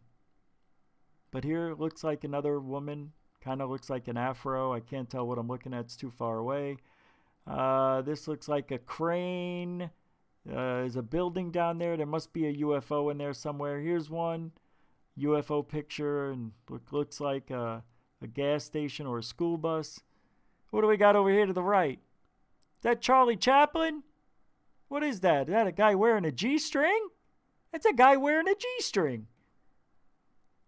And here's what could be either this here, this picture of the soldier, and it looks like a black and white photo. I doubt it would be Grant. Maybe his papa. And here, we got a desktop with a Post-it note. A Post-it note mini, mind you. And, of course, we got the ergonomic ergonomic arm here for stop the popping on the mic. And his shirt. This here is just a slim fit, and it looks to me like it's Hager or Chaps. It could be Chaps. What's that? It could be. Yeah, it could be, because you could always tell by the buttons too, and this thing here, that this isn't custom made, you know, for him. So this could be a Kohl's special, or it's Grant Cameron, for Christ's sakes. Who gives a shit? We got Grant. That was great. Nice discussion panel. Sorry, I treat everybody equally. You know that I do, Nicole. Everybody's equal. I don't treat anybody special. Nobody gets special treatment. Hey, Lisa Marie. Welcome to the show. Leah Watt. I bet you Leah Watt's gone by now. I'm going to say that. I bet you. Hey, Rebecca Turner. Rich, that's a puppy. Huh? Oh, a puppy? This is a puppy? What? Huh. This man could be a serial killer. Be nice. I know. Shh. Grant Cameron? He's not going to have me on. No, he's a very smart guy. Hey, He has forgotten more than I know. That's how much he knows. That guy is a thesaurus of information. Say what you want about him now, whether, you think maybe he's doing something he shouldn't, going into that, the vibration mode. No, I don't think there's anything wrong with that. At first, when we found out, we were weirded by it, right? Like, what? What is wrong with Grant Cameron?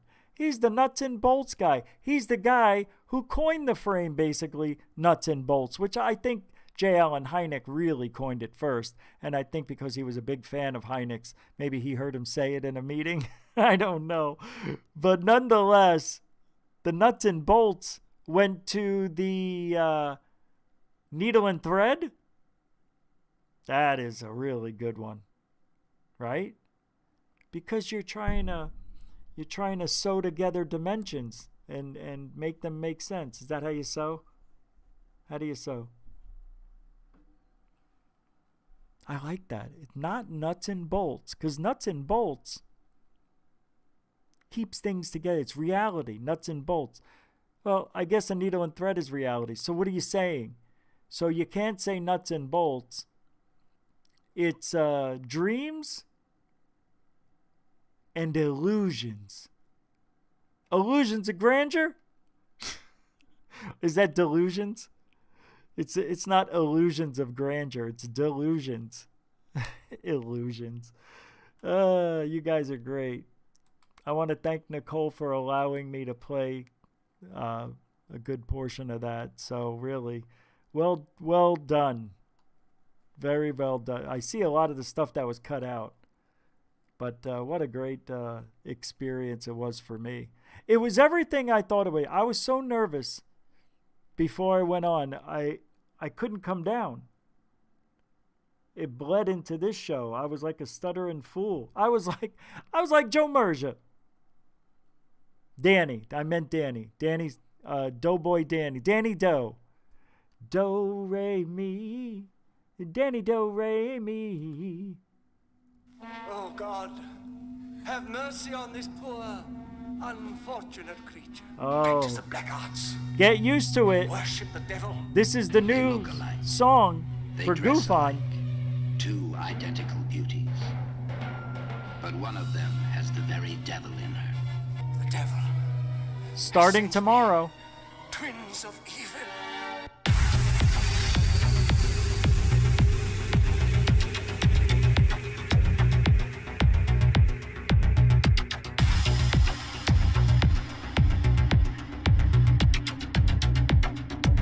Or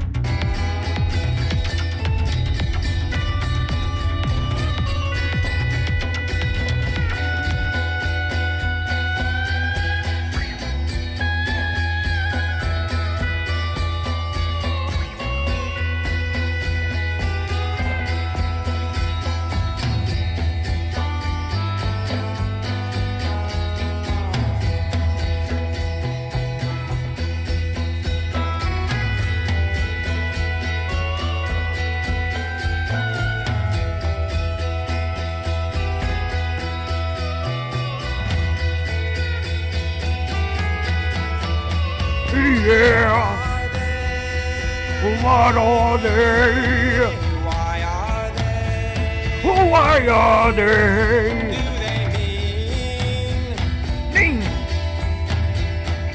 What are they? What are they? Why are they? Why are they? Do they mean? I can't. What are we supposed to be talking about tonight? The Aliens' First Christmas. I already did it. Vidiots. Oh yeah, Mr. MBB. Treat. Thank God I remembered this. So supposedly,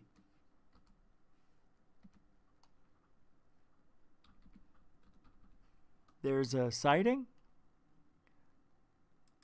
8 hours ago.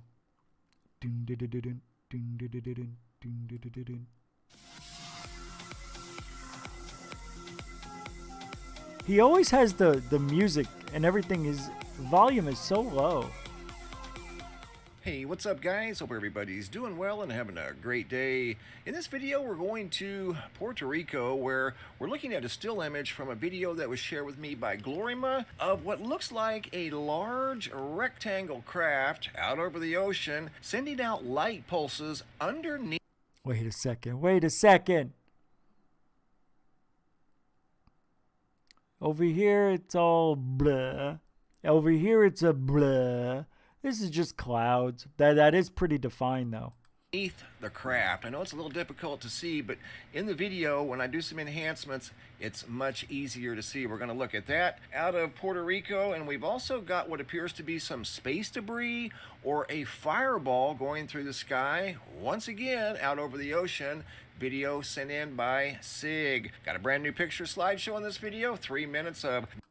He also said this was going in a direction that was not typical of airplane traffic. It's an airplane, and you can't say that.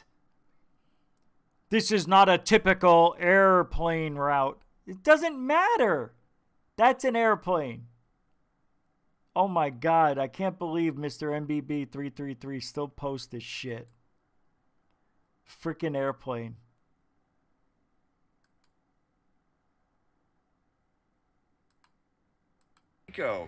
And this was back on November the 30th. See the light pulses right here? You're going to see there's two video segments. This is the first one. Very the weird. The second one, you're going to be able to see very clearly a rectangle object up in the sky. It's behind that building from this field of view, but it's way out over the ocean. And you're going to see these pulses of light come down from the sky into the ocean. Notice the craft up here. You're going to see it right there. And then there's a pulse of light right there. Appears to me to be coming from, there's the rectangle. See it? Kind of hard to miss in this segment. Wow. And you're going to see pulses of light go down into, or at least in the direction of, the ocean. See that right there? There's another one. There's another one. What the hell? Got another one coming up right there. And then it kind of goes back up. Super weird video here. But to me, that is totally obvious. Yeah, I don't think it's obvious that that's a UFO, but... So, take this out of the equation. This is not a UFO. I really don't think so. But this is interesting, and I don't know if this could look this good as a fake, but I'm sure somebody can fake this. But it looks real. It looks like it's really there. Some sort of a very long, large rectangle craft sending pulses of light down into the ocean. Yeah, the weird thing is this is staying here, but this is moving. Because the light was coming from about this point. Now it's over here, not coming from his fake alien craft. Watch. You can see it. So this stays there. Well, no, actually, I don't know. Let's see. So you got about a third of the craft right here. See that right there? There's another one. I think I'm seeing an anomaly that's telling me this isn't right there. This isn't real. And then it kind of goes back up. Super weird video here. But to me, that is totally obvious. Some sort of a very long, large rectangle craft sending pulses of... So now the craft is more than a third. It's moving, I think, this way. Of light down into the ocean. And you can kind of see it moving there just a little bit. Here it is in a inverted format. Light is dark and dark is light, and you can still see the light pulses going down. Yeah, and that one looked good. Going back up in the direction of the ship. If you'll notice, that's where the light pulses start from, and that's where they end when they go back up in the direction of the sky. All activity seems to originate right there from that rectangle. It's underneath it, at least. No, because then you could say this is a UFO up in the corner here. You can say this is a craft. Look, this is straight right here. There's a craft. Come on. Look at this up here in the sky. This portion of the cloud is darker than the rest. No shit, Sherlock, because the sun's way over here to the right, and it's not getting enough sun from the clouds blocking the sun from hitting it. Anyway, that's still an interesting video. Did I miss anything in chat? I'm sorry, I'm not paying attention. Lots of thumbs ups. Doc Skinner, on the count of 3, everyone type in bold caps, "We love you, Rich." So I did miss that.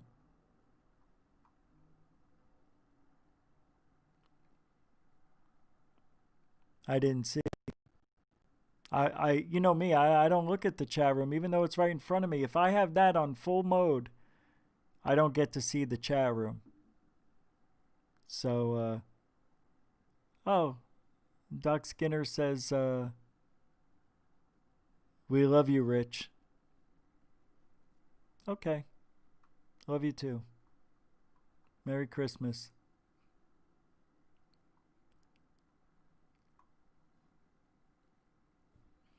Did you?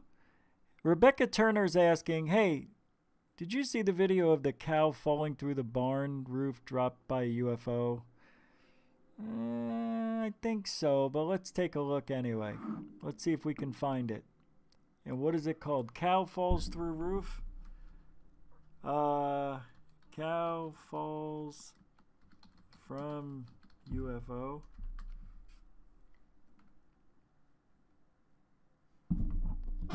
Mutilated animals being discarded. UFO secrecy extends cattle, no. Mutilated, no. Tulip barn, no. No, no, no. Here, no. Secret, no. Was this an alien? No. Hubble, no. Modern, no.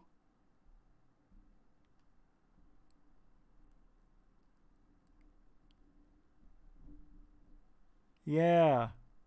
Change your thumbs down to thumbs up. Who gave that thumbs down? You know who did.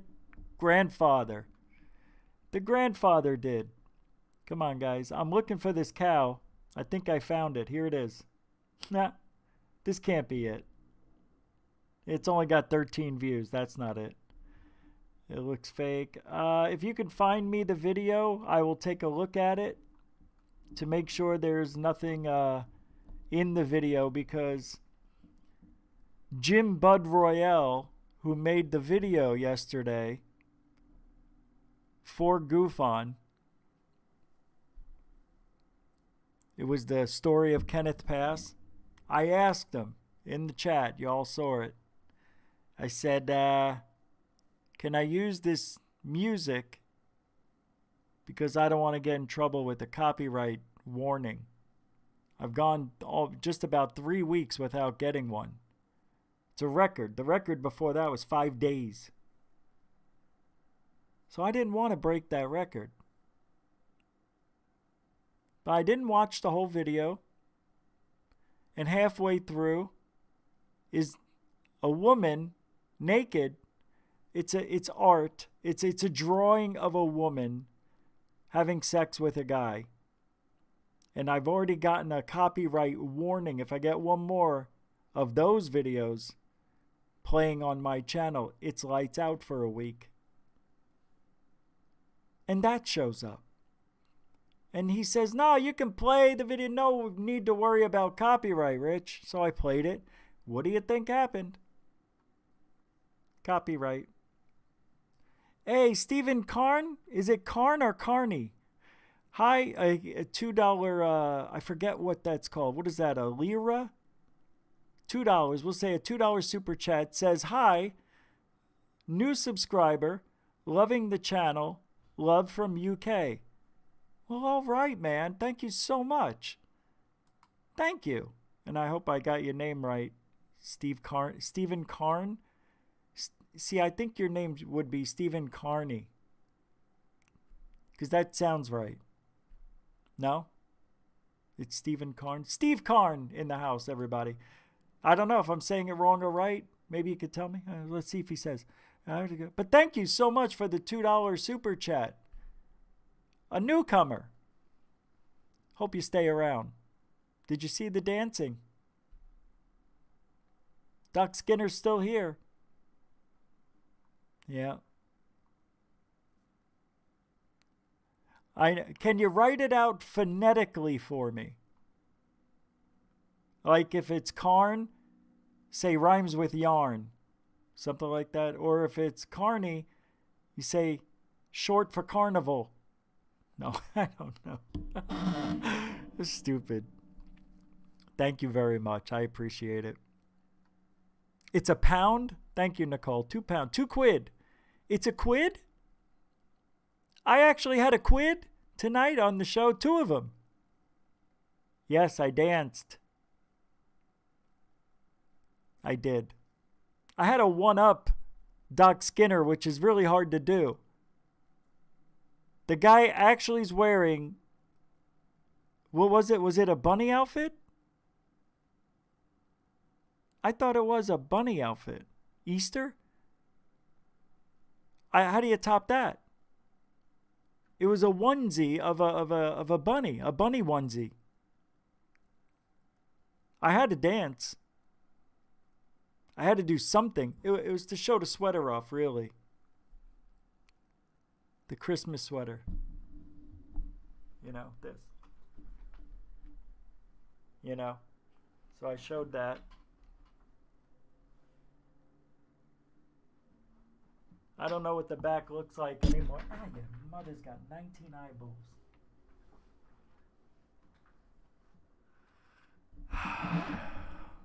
I hope you guys are having a good night. The Crop Circle song is drawing people towards Goofon. It is? Is it? It's the song? If you don't know,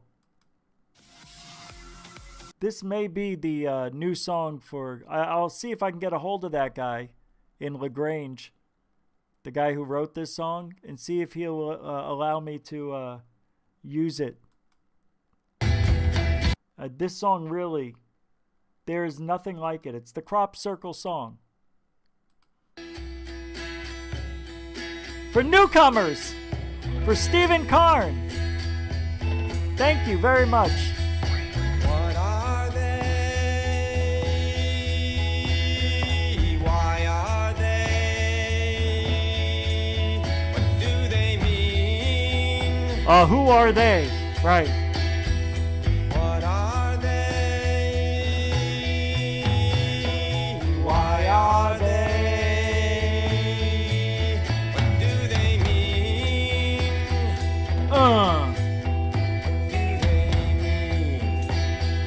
I was dancing like that guy.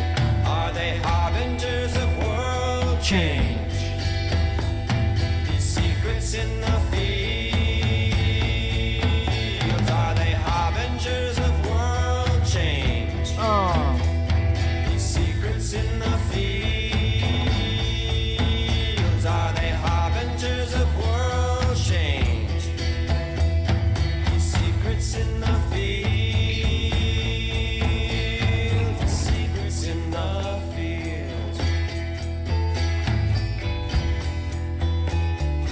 What are they? Why are they? Do they mean? Anyway, that should be the song of Goofon. Should be. Should be. What else we doing? Harbingers of Goofon. We come when we're in pain, and then we scream. We scream. Yeah. Harbingers of bear. Uh-oh. Uh-oh. I think we've got chemtrails back in action. Yep. Chemtrails are back. I'll show that. Now, tomorrow's Christmas Day. I know what I'm doing. So I have to ask, what are you doing? You going to go to your mom, dad's house, grandparents' house? Huh? That what you're going to do? You going to open presents? Yeah? You get your family around the Christmas tree with the fire going? Huh? What are you going to be talking about? Santa. Santa was here. Jimmy, Santa was here. He was. Santa was here for me. He was. Did I get a truck? No. I don't got a truck. I told Santa I wanted a truck. Shut up and open your fucking presents. Just open them, Jimmy. Just open the presents. I hate this fucking kid. No, I'm just kidding. I had the best childhood. I kind of almost don't even want to tell you about it because you'll be jealous. It's the kind of guy I am. Look, my parents, it seemed like every year they worked to buy us the most gifts you could possibly buy your children. COVID. And every year there would be, no joke, probably 60, 70 gifts just for 3 kids. Oh no. Oh no.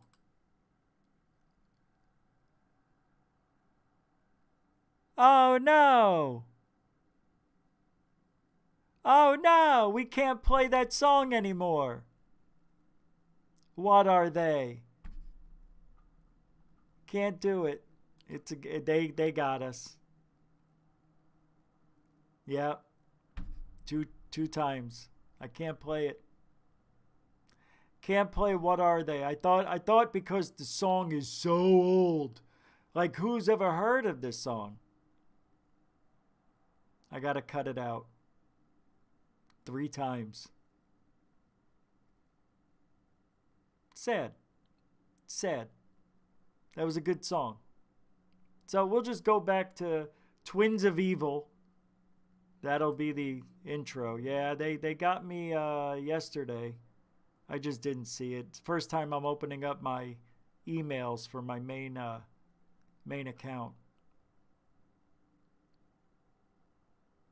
Damn it. Well, the streak was going to end anyway. It seems like December 23rd, I was getting a copyright claim no matter what. What's this? Who sent this to me? Okay, I want to make a couple quick... Oh, yeah, this is wild stuff. Hey, man, do you believe that Fauci actually got his... check this out. Oh, my God. I found this today. So, yeah, maybe I shouldn't play it because, yeah, YouTube won't like it. See, that sucks. I'm playing it. I'll tell you, I'll show you. Fauci gets the immunization, the vaccination for you know what. Mommy, let me make sure you can see everything. His left arm, okay? That's where he got it. Our right, his left. Would you agree on that? Watch.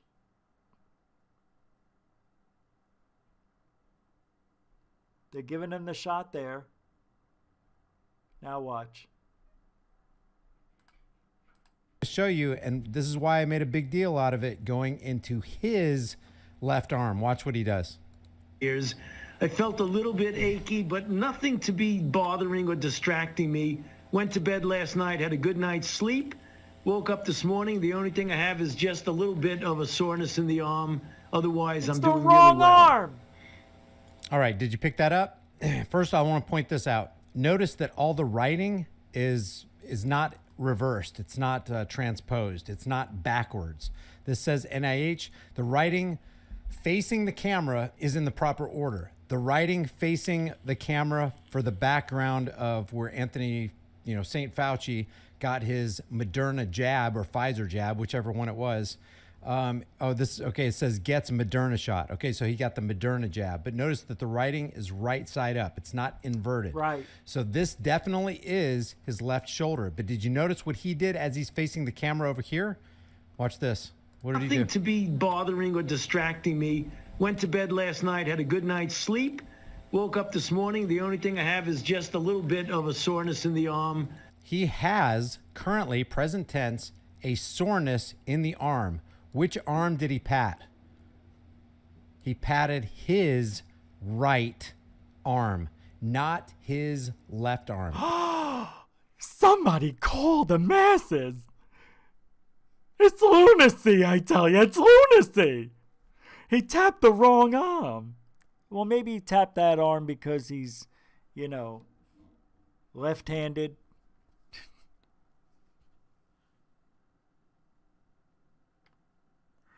And for the people who are commenting, not here, on the video that this guy made, you can't just go shooting water into your arm. It's got to be like a saline or something, right? Or an oil. You can't just go pushing water into your arm from the tap. I just got a water shot. That's interesting. I'm telling you, don't take that shot until you know it's okay to take. I would say 3 to 6 months. It's going to be like Halloween 3 in 3D. Remember that? They wore the mask, and on the back of the mask was a microchip. And when you tuned in on Halloween night to this TV show, it activated the chip on the back of the mask. And snakes and cockroaches and ants and moths would somehow fill your body, and you would die. I believe Fauci did not get the shot. He didn't get it. Hey, Adam Lavers with a $5 super chat says, "Keep it up, Rich," from Canada. Merry Christmas. Thank you so much. Thank you, Adam. Appreciate that. $5 super chat. Thank you so much. El Generoso. Hey, just so you know. Oh my God. My computer lights. They're not on. It's not on. Baby, what's the matter?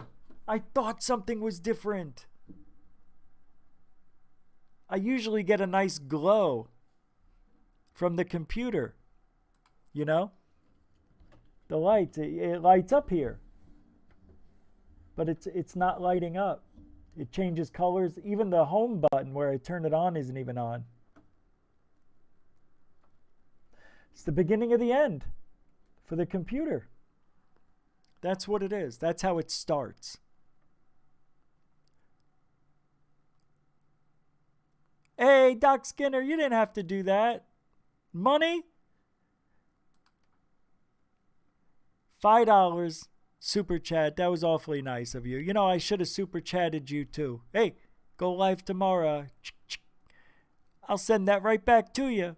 And then we could use the $2 that's remaining out of it after they hit you with a million 40% or YouTube. I don't know. What do they take? 30% of super chats?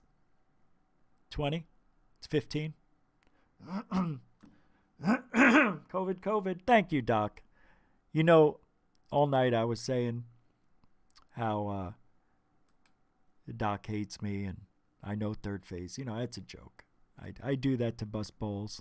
I've been doing the no people don't like me thing my whole life. It's like Rodney Dangerfield. I got no respect. No respect. I got to get a picture of my cousin Joseph and show you that he looks like a younger Rodney Dangerfield. Because the same age as me. I think he's a year older. Like 12 months. 13 months. 12. Yeah, 12 months is a year, Dick. Rich. Hey, at least tonight we heard the last of What Are They? So just know that What Are They will never be played again. Thank you, Doc Skinner, for the $5 super chat. I do love you and I appreciate you. And working with Doc was a great experience. And hopefully we'll do it again. We were supposed to do the guy, the Petrodoc Rock guy, and he canceled 3 days before we were supposed to go out there and interview him. And then this email with this wacky story of how the rock fell off the roof and landed on the ground and broke into pieces, and when he went to pick it up, it disintegrated in his hands. Oh my. It's the perfect bullshit loophole story. The guy he went up on that roof to hide it because he thought that people were coming to get it. I think he used that excuse to break it open. I think he couldn't wait another damn minute. Adam Lavers with the $2 super chat. Merry Christmas, everyone. Thank you very much. I hope I said your last name correctly. Usually the ones that look like you're supposed to say them that way aren't. But I'm going to say it's Adam Lavers. We've got a lot of Adams coming to goof on. Right? We had Adam Antole. He was here. Off-World Adam. Right? Adam Schnelinski. And Adam Lavers. Stu Garson's here. I knew I saw your goof. Hey, too late, Doc says. Doc says it's too late. 'Cause it's too late. Too late.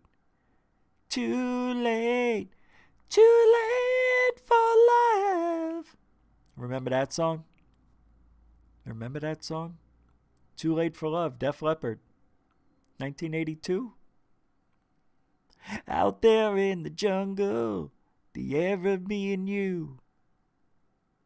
And what's the rest of it? The afternoon in the cloud.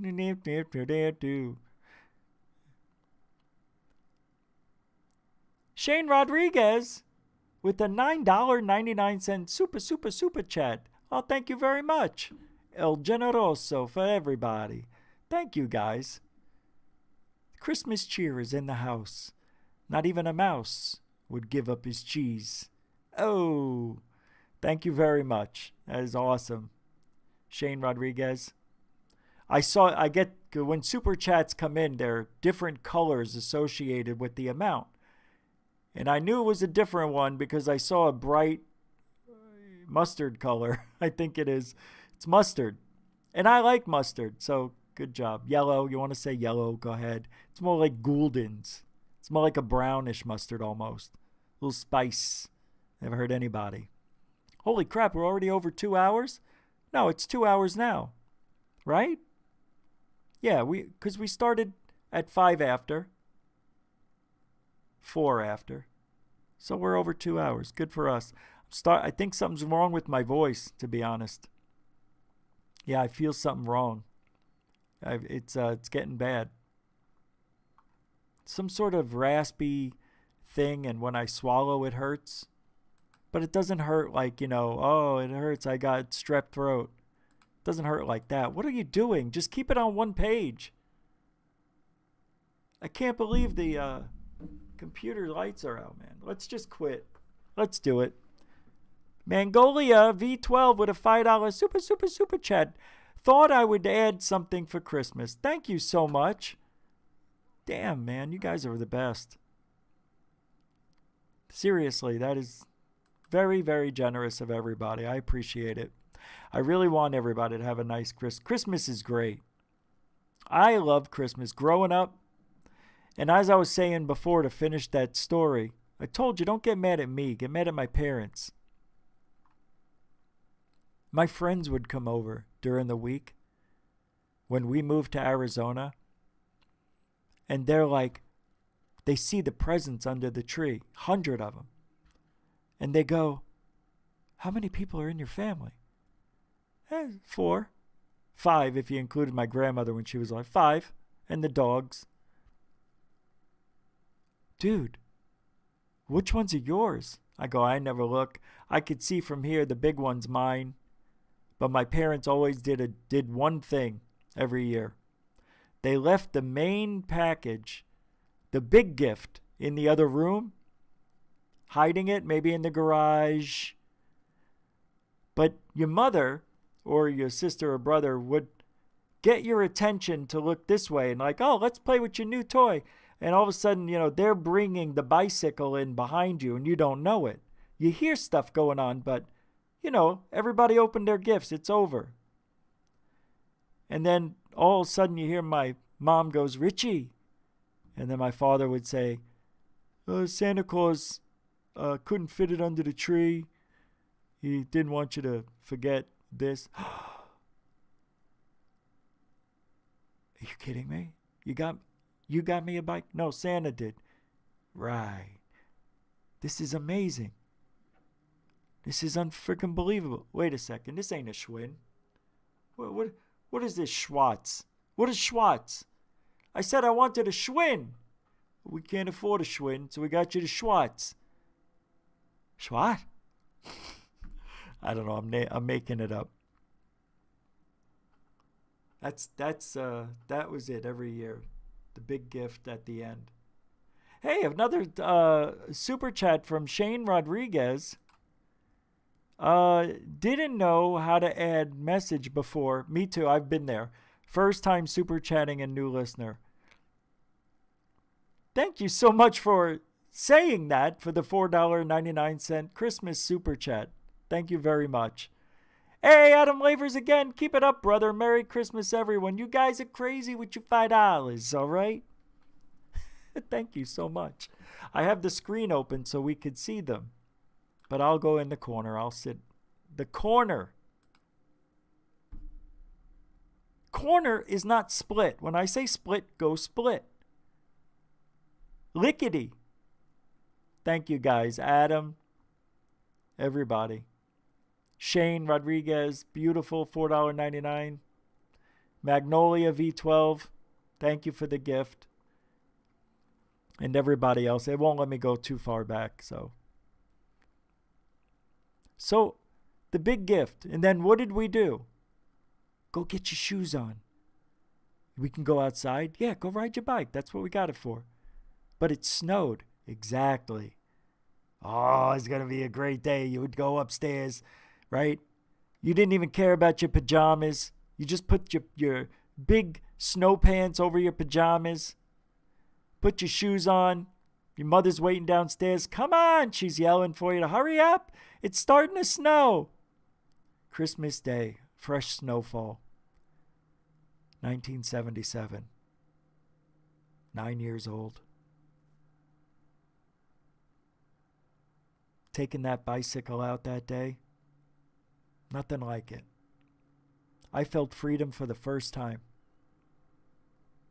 For the first time, I had my own freedom bicycle. We called them freedom sickles. We didn't. I'm just saying that for the show. FAP and Mike Walden, both with super chats of $5. Merry Christmas, Rich. FAP, thank you, and Merry Christmas to you as well, my friend. Mike Walden, thank you very much. I feel like I'm yelling. I'm sorry. I don't mean to yell, but I'm excited. Thank you so much for the super chats, man. It's raining snow. Thank you. So we take the bike out, and then what was the deal, right? Everybody else would start coming out of their houses around the same time in my neighborhood. Staten Island. Strong Island. Right? Whoops. Sorry, I didn't mean to do that to you. I was trying to get the effect. And then you start seeing your friends. One of them got a big wheel at 7 years old. 7, 8, 9-year-olds played together. You got a big wheel. What is that? The green. You got the green monster. Wow, that's a good big wheel. And then my friend Mike would come down, and I'd see him pulling a new sled because he lived on a hill, and we all went down the sled on the hill. We had shitty sleds until he got that sled. That was a 2-rider. Beautiful sled. His parents, they spared no expense. His dad was the fire chief, which Michael grew up to be a fireman and was a 9/11 poster boy. You know the story. My friend Mikey. God, I haven't seen him since I moved. I want a reunion with Mike. I reached out a few times. Hey, Mikey Gematria. Much love to all of yous. Forget about it. You forget about it with your $5. Thank you very much. Thank you, Mr. Generoso. Yep, my friend's name was Mike. Mike Kehoe. He was the poster boy for 9/11 when he was on the cover of Time magazine. And you probably remember the firefighter that was going back up the stairs while everybody was going down. And Mike always hated that picture. I read in an article, because the fact is, he got the call to leave the building, that they were going to take it down. He got out as it was coming down pretty much, while a lot of his friends perished in the collapse. But me and him, nobody could stop us. I was going to be a policeman, and going to be the fireman, and I'm sure if I stayed in New York, I would have been a policeman who probably would have played for the New York Yankees. That was my goal, was to be on the Yankees. And I would play anywhere in the outfield, probably center field, because I had the arm. Oh, the arm. I could throw somebody out from dead center in Little League. Yeah, baseball was my thing. And then, when you screw things up in high school, then you go bowl and you become a good bowler. I taught bowling for 2 years. I was a bowling pro, believe it or not. I think my mother still has the card, the certification card you get. They give you one. You have to hold a 202 average for a year to become a pro. Back then, I think it's 2 years. Well, it didn't matter. I had a 205 average for many years. Went to many tournaments and sucked. I couldn't win a tournament. Don't know why. I just couldn't win them. Sucked. For those of you who don't know about bowling, they oil the lanes. My biggest problem was I bowled at the same bowling alley for 15 years. And I knew how they oiled the lanes and why they would oil them. Sometimes they put a lot of oil on the whole lane, like 10 feet after the second arrows that are up in the front. Sometimes they only oil half the lane. It makes it harder for the ball to break, and I threw one of those fingertip balls that you see the pros use, and mine didn't break a lot. And if there's oil on the lane, especially most people are right-handed bowlers. That's why we hated lefties. Nobody liked a left-handed bowler because you knew you were going to lose. Because they didn't oil the left lane like they did the right half of the lane. They didn't, because most people, 95% of people that bowled were righties. So they made it more difficult. And for some reason, I just could never overcome it. But hey, you want to bowl me at Brunswick via Linda Lanes in Scottsdale, Arizona? You're going to lose.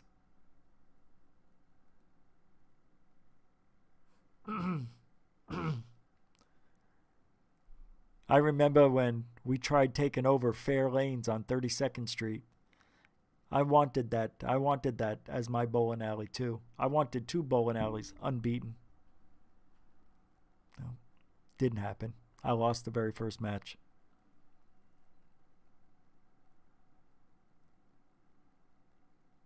I got destroyed. I got destroyed. All right. So I taught bowling, played golf, very good at golf, on the golf team in school. I love Lisa. LOL. Merry Christmas, Lisa, from Adam Lavers. $5 super chat. Can you guys hold on just for a minute? I'll play a video real quick. I want to go grab some nostalgia because I want to. We can't play the Crop Circle song anymore, in case you haven't heard. It's over. I actually have to make 5 edits tonight on this thing. So the chat room, you know what? Yeah, because I don't, I tell you what I'll do. I'll leave them in this show, but I'll edit the shows that just got the, because it's Christmas show, and I don't want the chat room to be removed. It was fun. Hold on. We're still going for a little bit. Can you guys see what I'm doing? I don't have that on. Yeah, Doc did wear, what was an Easter bunny thing? Yeah, I thought it was a bunny thing. Okay, I just wanted to make sure. It's a Christmas bunny. Yep, and Jim Bud Royale made a very good video about Kenneth Passhole, the life of Kenneth Pass. Said that there was no reason I need to worry about anything. That song, you can play it, Rich. Last time that happens. Now that means I have to watch every single video I ever play. And I should be. It's my fault. I don't blame him. I blame me. I'm just looking for the video I want to play for you. Charlie Sheen at a drunk Taco Bell. Cheer stunt went viral. That's actually pretty cool, but it bothers me. This is the woman who's Bart Simpson, if you ever heard her. It's kind of weird watching her. Oh, check it out. Kenneth Pass. Christopher Peters was on Grant Cameron's show. Here, watch this for a minute. All right, I'll be right back. For 1 minute. Afternoon, good evening, wherever you are Sorry. in the world. This is Grant Cameron, and I have one of my most special guests I've ever Third had Phase of Moon interviewed him. My friend Christopher Peters, who I've known for maybe almost 3 years now. Yeah, he contacted me. I remember that maybe the first time he talked to me on the phone, he was hiding in his car. I don't think he even really told anybody what was going on yet.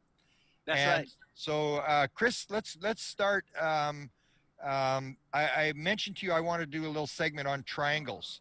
So before we get into your story and who you are, can you give me a little bit on 5 minutes on triangles? Because I'm doing a panel on triangles and the UFO phenomena. So tell me a little bit. I said about it was only triangles. going to be a minute. Okay. Well, I'll start off by saying, and you'll want to listen to the entire interview because I'll lead up to all of the information that I'm about to. We know all about that guy. All right.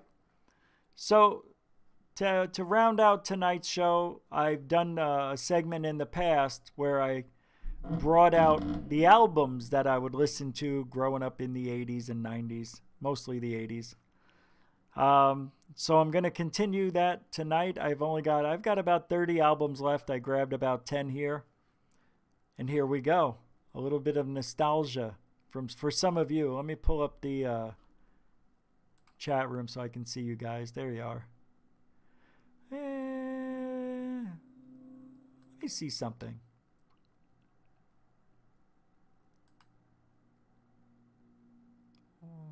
I'm just thinking. Hold on. I guess I have to do it this way. What's that? Oh, we could do this. All right, you guys will show up now on the screen right in front of me. All right, so the first album. Don't ask me why I have this. I can't think of a reason, but there must have been a reason. Oh, yep, the album's still in there. Madam X. Look at that guy. Reserve the right. I don't know why I have this, but I remembered there's a song called High in high school. Come one, come all. She's hot tonight. That's the song. Dirty Girls. Metal in my veins. Side 2.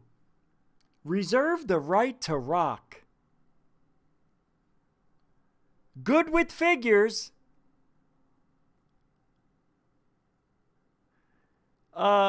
With OBS, don't you have Pretzel Radio to find music you can use? Yeah.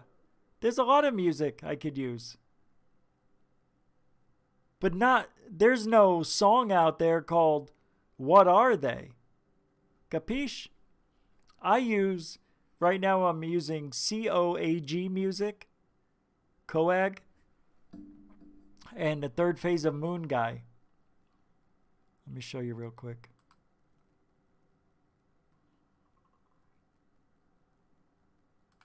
I just started getting the songs.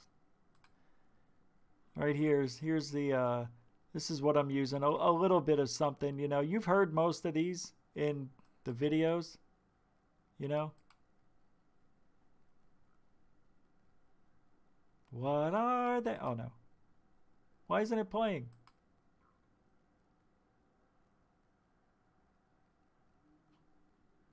It doesn't want to play.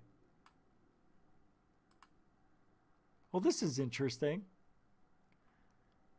Are you kidding me right now?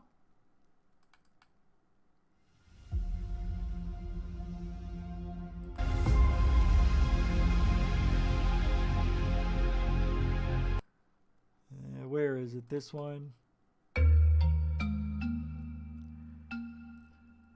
This is this one I would use for something like ghosts. You can see in the corner there's a figure staring right back at Mike. He doesn't see it, but it's there, staring at him, with both eyes tied behind his back. You know what I mean? This is a good one.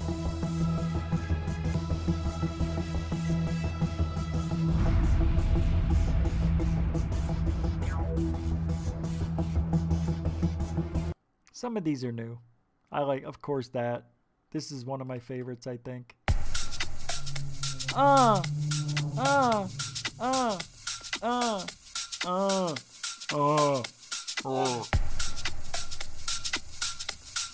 Come on, everybody. Get your vision up. This is part 1 of I Dream Unknown Artist. Oh no, I Dream. Here we go.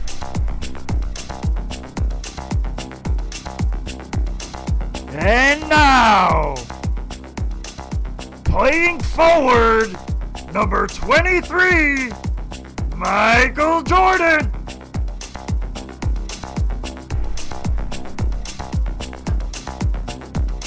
Anyway, let's get back to the albums here. So yeah, I'm working on music, getting a bunch of stuff. As a matter of fact, I'm getting the incredible story block. Story block is used when you make documentaries and somebody's talking about, we went to a campfire, there were 7 of us, and then you look up 7 people in a campfire, and hopefully they have a video of people around a campfire, and you just squeeze it in the video. And it looks like that, yeah. And then we were at the airport, and then you type in airport, and then you go get that video from airports. It's amazing. Story block. It's $30 a month, but you can do anything. It does. They update it daily. I just learned. All right, the next album, one of my favorites, but it was Accept, Balls to the Wall. It never came to me that Balls to the Wall is Balls to the Wall. It's Accept is the name of the band. Balls to the wall, man. Here's a band a lot of you probably never heard of, just like Madam X. I hate this band. I don't know why I listened. Helix. I can't even tell you. Here's the guys. That's the band. This guy right here cracks me up. It looks like Joe Merja, right? Hey, is this the new? Where's Lou Elizondo in one of these bands? We gotta find young Lou. We gotta find young Lou. What are some of these songs? Rock You, Young and Reckless, Animal House, Feel the Fire, When the Hammer Falls, Gimme Good Lovin'. That's what they sung. Oh no, they remade it. That's right. Every now and then I would buy a 12-inch dance kind of thing, or the 12-inch version of Paul Revere from the Beastie Boys. Are you kidding me?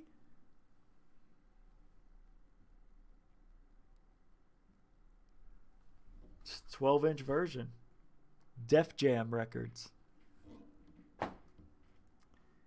All right, this next one, another subpar band. Stone Fury. Some of you may know their songs, such as Break Down the Walls, I Hate to Sleep Alone, Life is Too Lonely, Don't Tell Me Why, Mama's Love, Burns Like a Star, Tease, Hold It, Shannon, You Lose. Look at these guys, huh? Is there a Lou Elizondo, a young Lou in this one? Is there a young Lou in that one? Look at these guys. I like this guy. Didn't this guy, wasn't he in the A-Team, this guy? His name is Michael something. Isn't he the guy who was in, that's the young Michael, the guy who played Worf? Isn't that him? Here's a group that I hated. But the only reason I would get the albums is because anytime a girl would come over, they loved Depeche Mode. So I have a few Depeche Mode, but most of it was tapes. I don't know why I bought this one, but Lie to Me is on there. People are people, so why would you die? You and I together till we're blind eye. And finally, these weren't my favorites, obviously. That's why you're seeing them in the last 30 of the... So this is going to really be a hard one for me to live down. You guys are going to kill me. Does anybody remember Paul Likakis? And the Boom Boom? Boom, boom, boom, let's go back to my room where we can do it all night and we can do it just right. It's the same on both sides.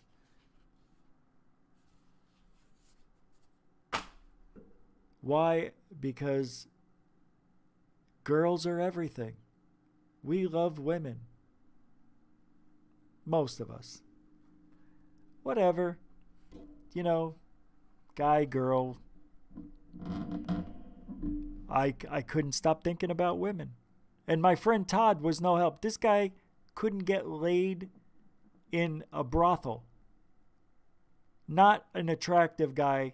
Not a guy who knew how to dress. He didn't have a sister teaching him what to wear. At least I had a sister who taught me what to wear. Poor guy. He had that geeky, like really super geek as possible. But we were best friends, and I really dug the guy. He was cool. He was funny. He was creative. He was athletic. The guy was like unbelievable at bowling. He was a righty. He wasn't a lefty. But yeah, he's the guy who worked at Disneyland and was with me when the psychic did the reading at the bowling alley that one day years ago. Some of you don't know these stories. Some of you are new.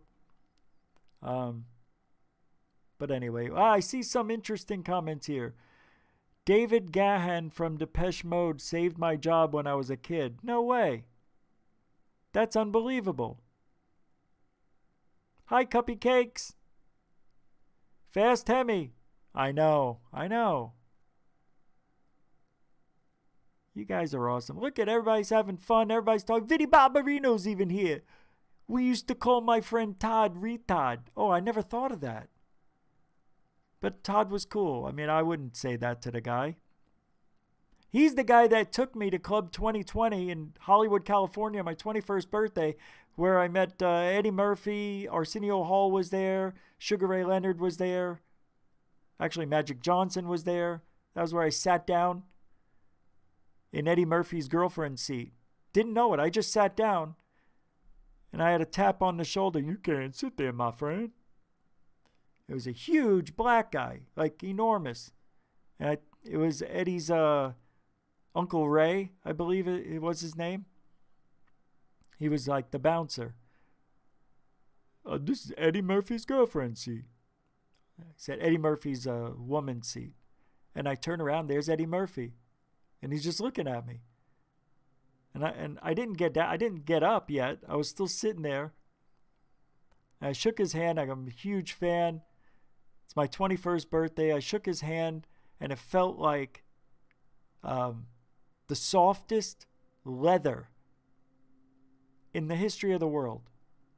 I was amazed at how soft his hand was. I'm like, that is a rich guy, right? I mean, that was when Eddie Murphy was popping. He was on top of his game back in 89.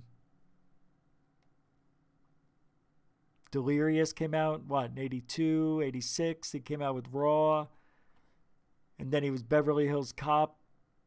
It was still good. Beverly Hills Cop Part 2. Eddie Murphy was the man. Still is. I watched a bunch of Eddie Murphy videos. I love Charlie Murphy. I miss Charlie Murphy. I can't believe Charlie Murphy's dead. And I liked Charlie Murphy just as much as I liked Eddie Murphy. Charlie Murphy was raw, though. He was gangster. That dude could tell a story, and I don't know what it is about Charlie Murphy, but the way he tells a story, because it's real, he's not making anything up. Everything that happened with Rick James and all that shit, that's hilarious stuff when he's on that Chappelle show talking about all that. Classic.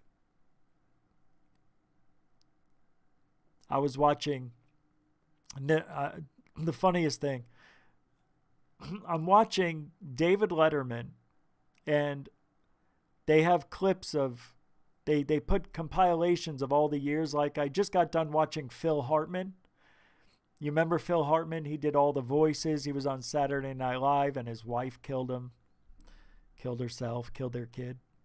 Right? Didn't they kill the kid? Oh, no. The kid found him in the morning dead. And she shot Phil in the head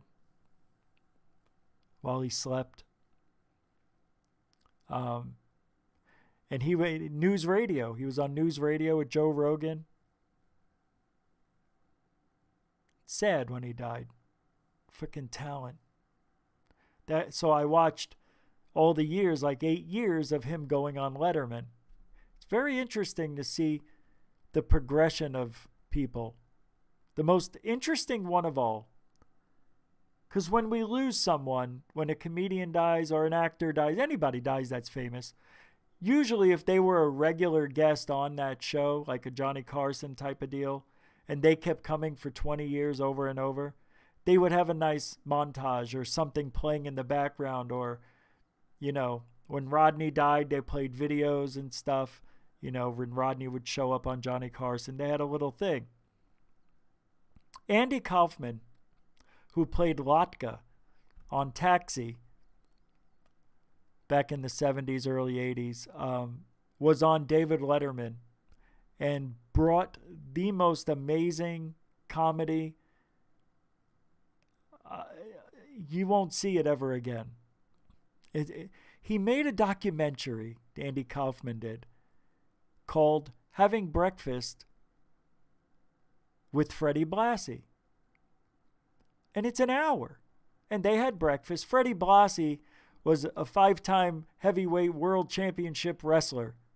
And if anybody knows who Freddie Blassie is, he was a bad guy.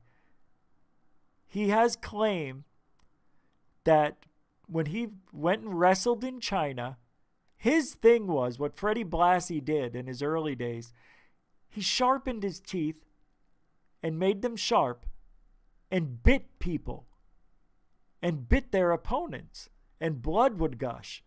Well, back then in the 60s and 70s, in, I think it was Japan, he said, or China, he said people, they were real frail. They've never seen anything like it. And he says that people died in their seats from shock. And his goal was to get to 100. He said he hit 92 dead people died while watching him wrestle and biting people till they bled out. That was Freddie Blassie's claim to fame. And he wound up being a heel, a bad guy, a manager for the bad people. And he was good at it. And Andy Kaufman got into wrestling women. And he wrestled women and beat them and said, I'm from Hollywood. No woman can beat me. I'm a man. I'm a star. And Andy Kaufman would ride this and bring it to David Letterman, and he was in the newspapers all over. It was a really interesting thing that was going on with Andy Kaufman. And he was on Letterman a lot. I think 70 times. And when Andy Kaufman died, David Letterman, the only thing he did was, we lost a friend of the show. Andy Kaufman passed away, and we'll miss you, buddy. And that was it. That's it. That's all you give a guy who gave you a decade of comedy, and that's all you can say? Yeah. Then you find out why, because David Letterman is not good at the emotional stuff. He doesn't like it. And he was really hurt that Andy Kaufman died, but it was the weirdest send-off for somebody who was on the show and made David Letterman very popular at the time. Brilliant comedian.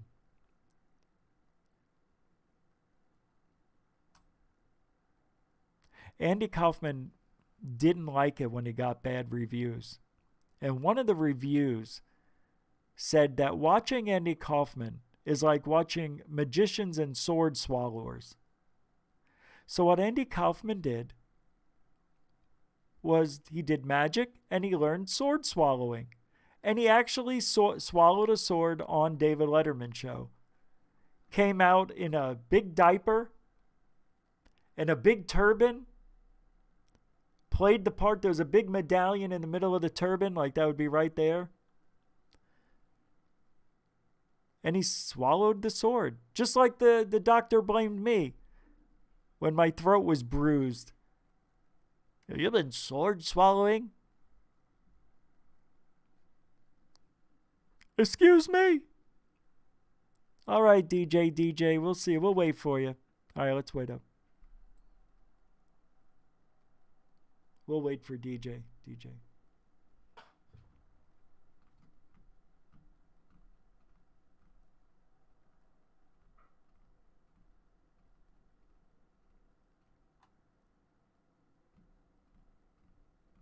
No? Should we just keep going? We can keep going, right? All right. This is nostalgia. You're right, it is. Elvis. Yes. J.P. Bass Sr.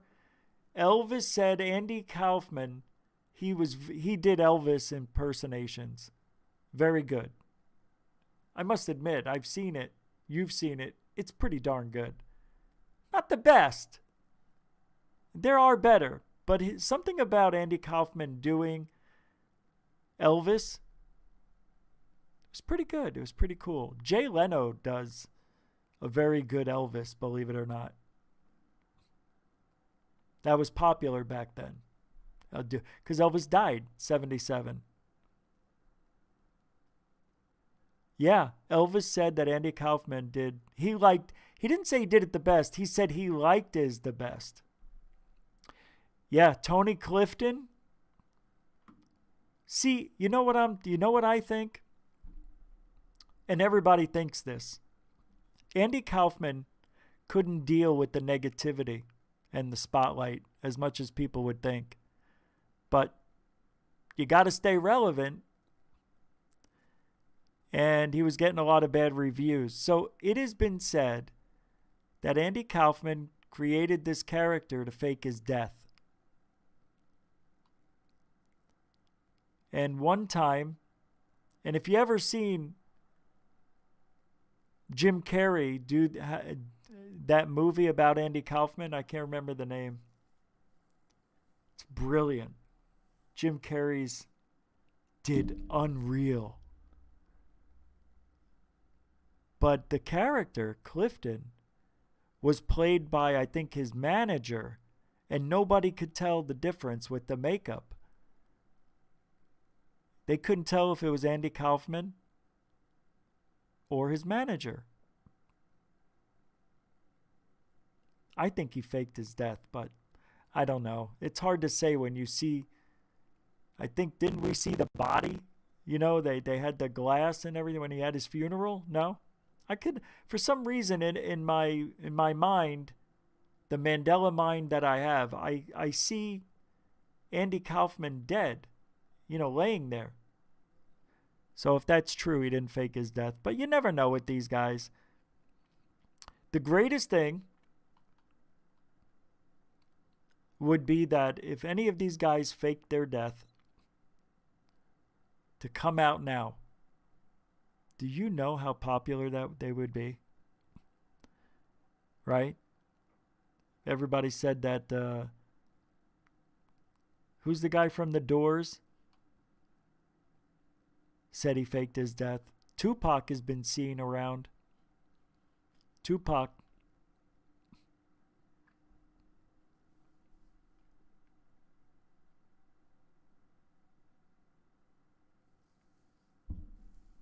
Man on the Moon. Fast Hemi, thank you. Great. It's okay to ask questions. I'll take questions. Sure, why not? Put them in all caps for me. I need a drink. I'll be right back. Just hold on. Give me a second.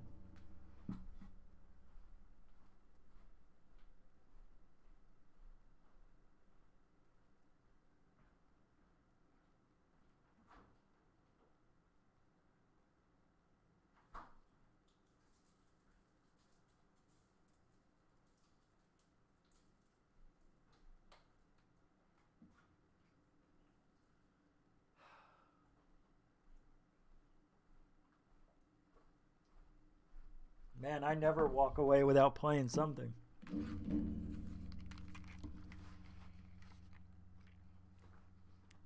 Yep.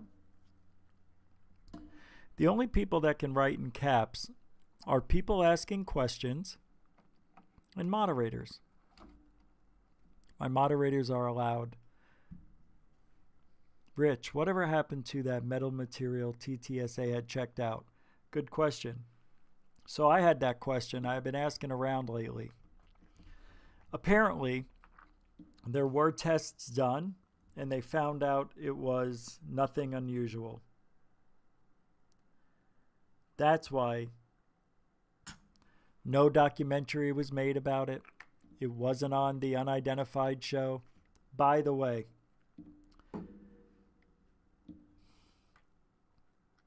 I'm going to get beat up. Hold on a second. I'm going to get in trouble. I can't believe I'm forgetting. Third Phase of Moon is launching tonight. Hold on. Let me pull it up. The trailer to the documentary they made.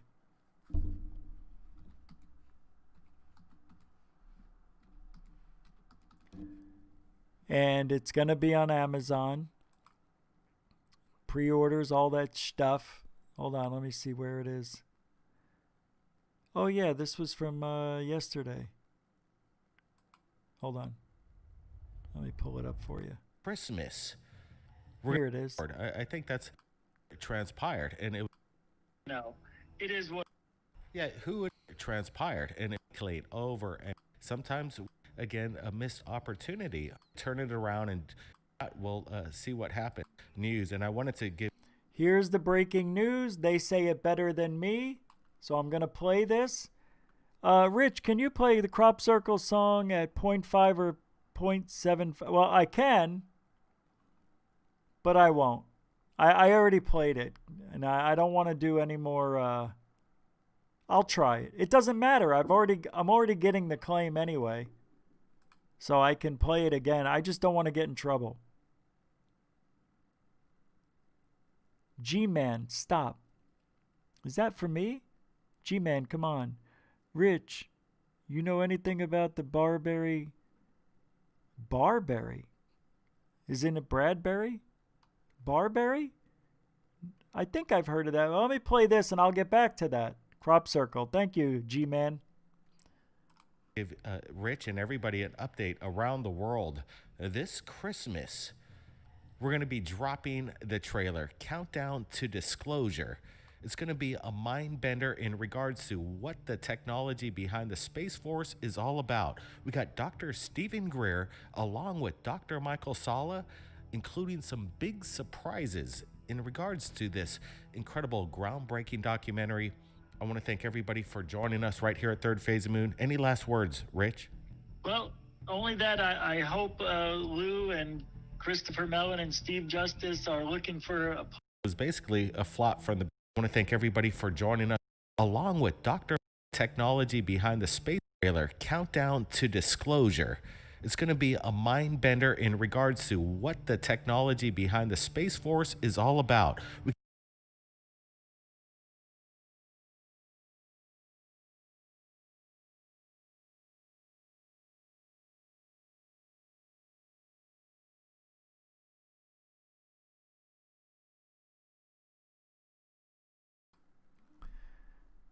Oh, God.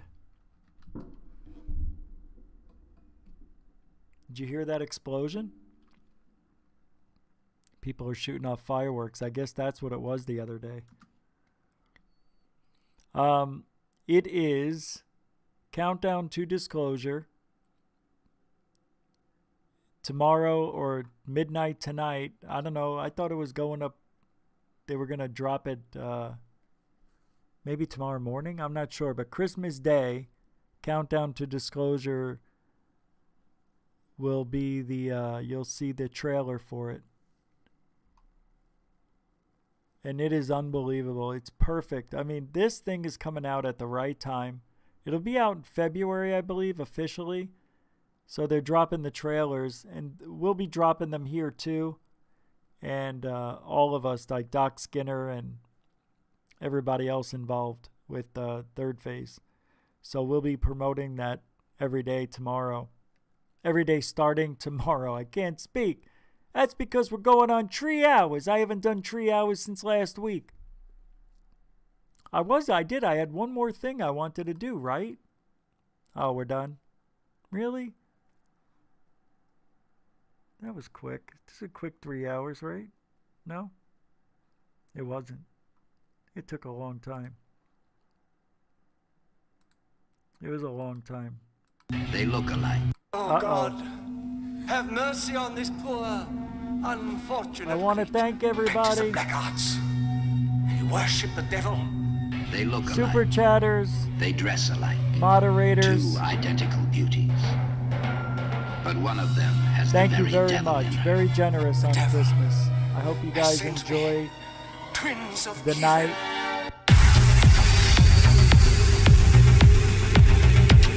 But this has been the Christmas Eve special. We may be back tomorrow night. A mystery exchange with a $5 super chat. Thank you very much. There it is. Thank you. Says Merry Christmas, Goofon. Thank you very much. Very generous. I appreciate that. Thank you. We may be back tomorrow, Christmas Day.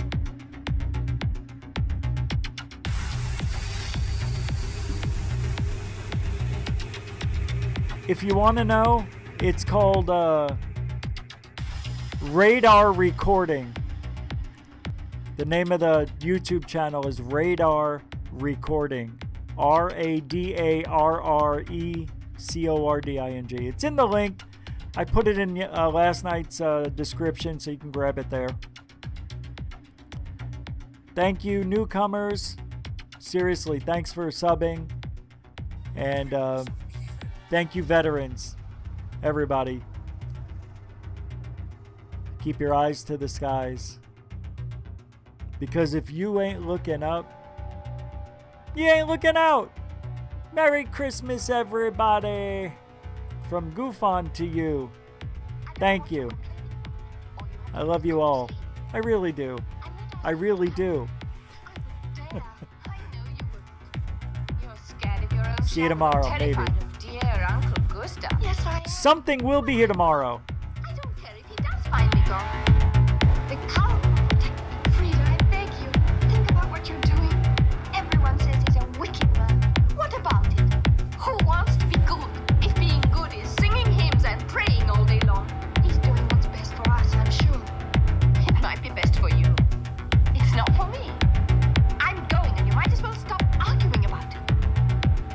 And I warn you, if you dare tell on me, Frida, you know I wouldn't do that. I'm just telling you.